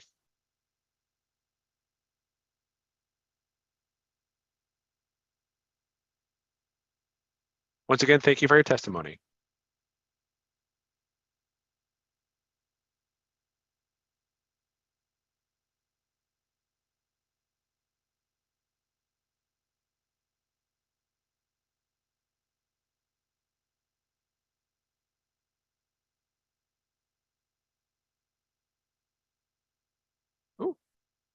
Our next speaker coming up is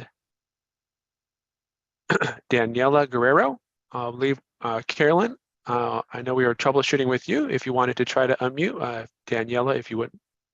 Well, okay, so Carolyn, we'll wait a moment and we'll keep working with you to get your audio situated. In the meantime, we'll move forward with Daniela. Okay, awesome. Thank you so much. Hello, everyone. My name is Daniela Guerrero. I am the digital organizer for Just Transition Northwest Indiana. You have been able, your first speaker was actually part of our team, Susan Thomas. So you have been listening a little bit about us and our people. We are a grassroots organization based in Northwest Indiana, and we fight for environmental justice. It is very important for us to be here and to talk to all of you today because actually 90% of the steel emissions that are produced nationwide are produced in Northwest Indiana. 90%. All of it goes to Indiana, all of that goes to our communities, all of that goes to our people, especially affecting disproportionately low-income communities and communities of color. For us, this is not just like a rule that is important for us. For us, this is a crisis.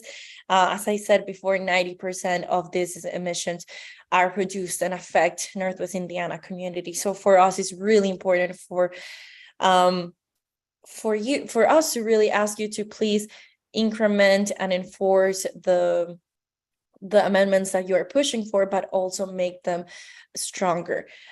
We are asking you to please not only look for chromium, but also look for all of the toxics that are in air emissions, which, as Susan mentioned before, is not only chromium, but are 12. Those are all affecting human health. So we ask that in your rule, in your amendment, you also include the monitor for all toxic chemicals.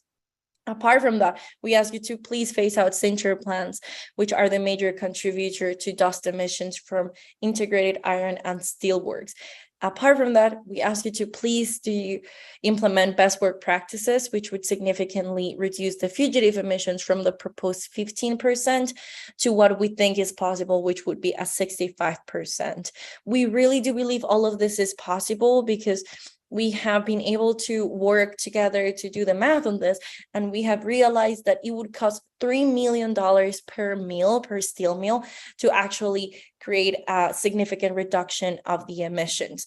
This is completely possible, and we would want the corporations to actually pay for this because the combined profits of Cleveland-Cliffs and US Steel are $44 billion annually. So it is completely under budget to be able to do this.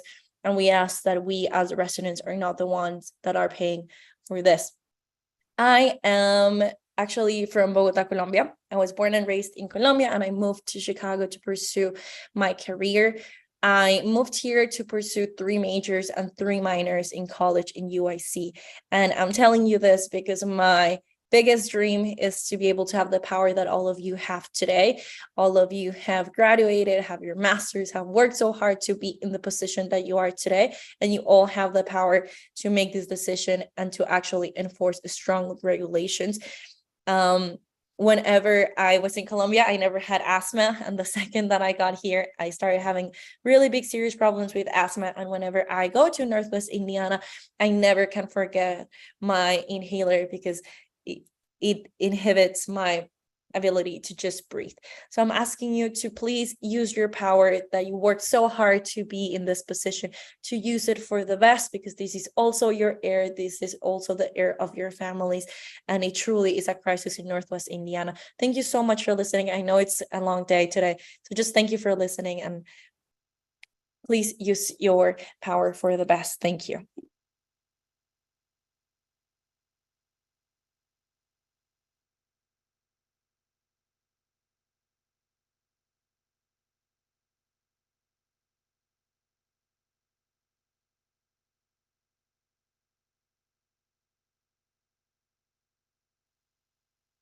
Thank you very much for your testimony.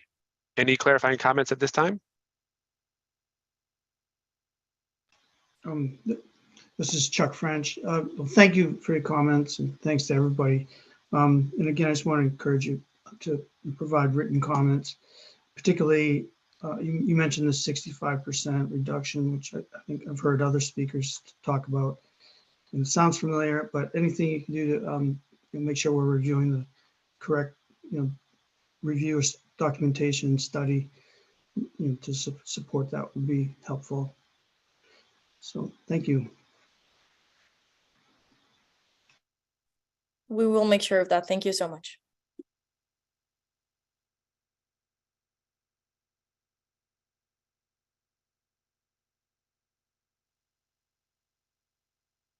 Thank you so much for your testimony.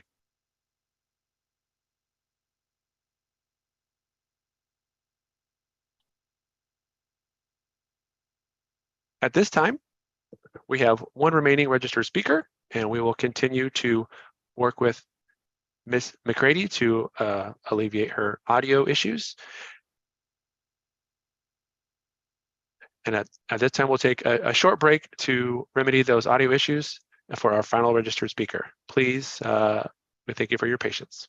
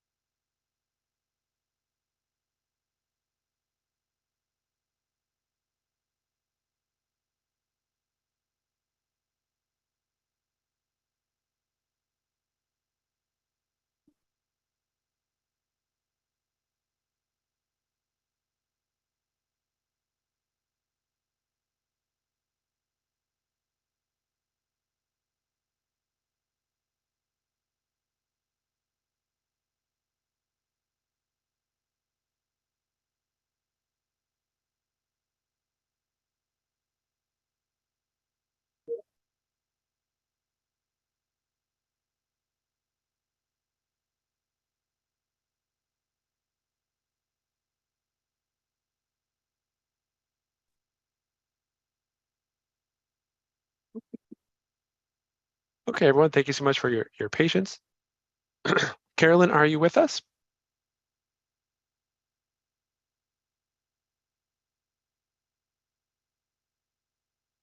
Carolyn, if you press *6 on your phone keypad, that will allow you to unmute your phone. Can you hear me now? I can. If you could go ahead and just mute your computer speakers, that would be great.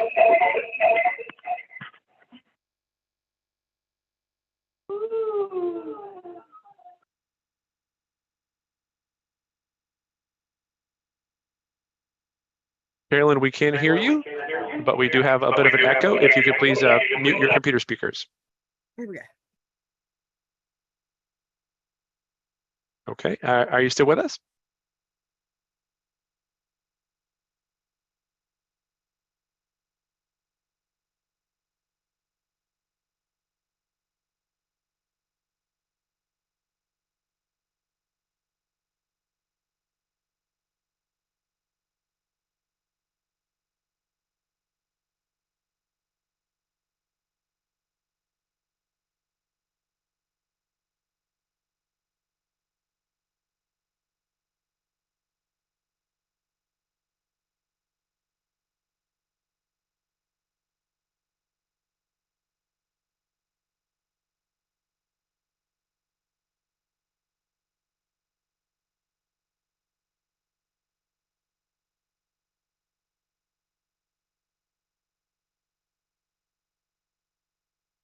So, Carolyn, we did hear you, and I did just send you a chat message. So if you want to call back in, that would work very well. Just ask that you do please mute your computer speakers. Otherwise, we'll get that echo there. So we'll wait here a moment. We do want to hear your testimony.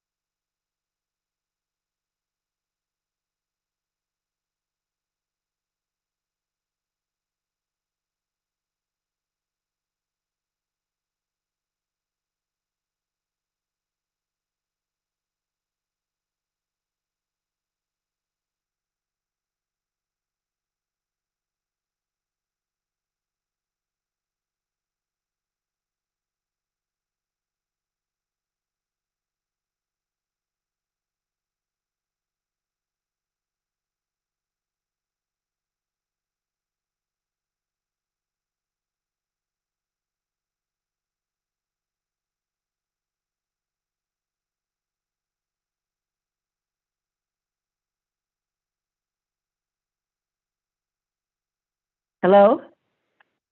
Hello? Hello? Yes, This Carolyn. is Carolyn. Yes. Yes, we have you. Wonderful. Oh my goodness. Yeah. Anyway, I am so sorry. My computer just always decides to act up when I'm in a situation that I definitely don't want to happen. But in any case, my name is Carolyn McCrady, Carolyn McCrady. I'm a resident of Gary, Indiana, and have been so since 1974. But I'm originally from Chicago, so I grew up with the smell of pollution all of my life, and it's even more so living very close to steel mills here in Gary. But I want to say this. I'm very disappointed in the conversations that I'm hearing today. I'm hearing industries saying, that they can't do what's necessary because they gave steel workers a raise, and I'm hearing the Manufacturers Association say that EPA doesn't understand the science. None of that is true, and it's very disappointing. It's very disappointing to hear U.S. Steel say that it's outrageous to ask them to pay several $1 million for each mill to save the lives of people that live in proximity to the mills. Now, I was a teacher for 20 years in the Gary school system, and I have 5 stepchildren, and everybody has asthma or some level of disease affecting the lungs, and I know so many people that have had cancer and are currently struggling with it. And the EPA, of course, through your EJ screen what Gary looks like. We're an EJ community, and the risk level is very high for almost everyone who lives here.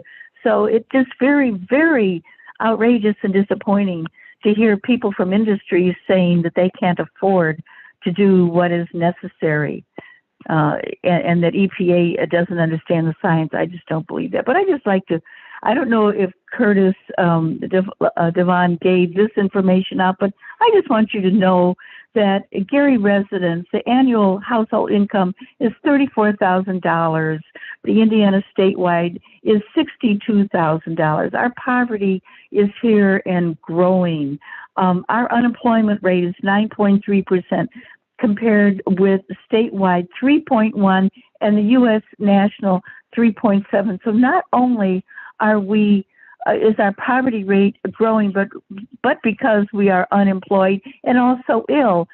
In addition to which, the people who are here crying alligator tears about what industry can't do and also praising what they have done, our uninsured rate in Gary for healthcare is 11%. So, we are really behind the 8 ball in every kind of way. And people's homes, are just almost right next to the mills that every day we breathe and breathe and breathe this air, and it's in our soil and it's in our water. And it's very, very disappointing, especially, and I know several people have said, between the two steel companies that own, 11 mills in this country, they made $44 billion last year, but they can't afford a few million for each mill to ramp up,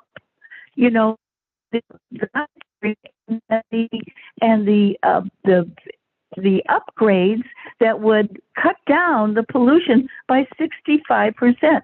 15% is not enough. It is a start. I'm glad to hear they're starting, but it's just a start. It cannot be the end, because people here are increasingly suffering and dying because of what the mills are doing, what industry does. They did it unabated before the EPA, and now the EPA, is in my opinion, offering something that is nowhere near a solution. On top of which, the EPA's the pollutants that the EPA recognizes and regulates, they're so far behind the times. It's been 50 years since they have updated their pollution list.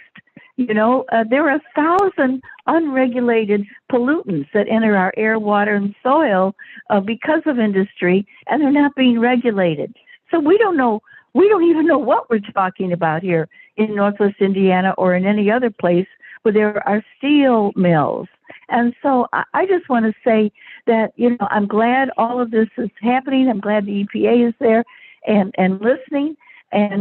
But it's very, very discouraging to hear that industry cares so little about the people that they pollute.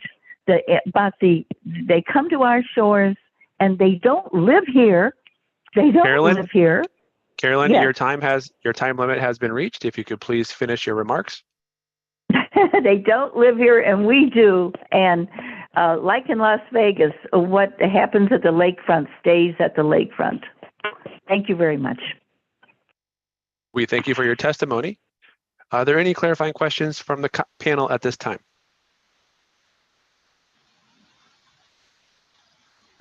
Thank you very much again for your testimony, and thank you for working with us to resolve those audio issues that you are experiencing.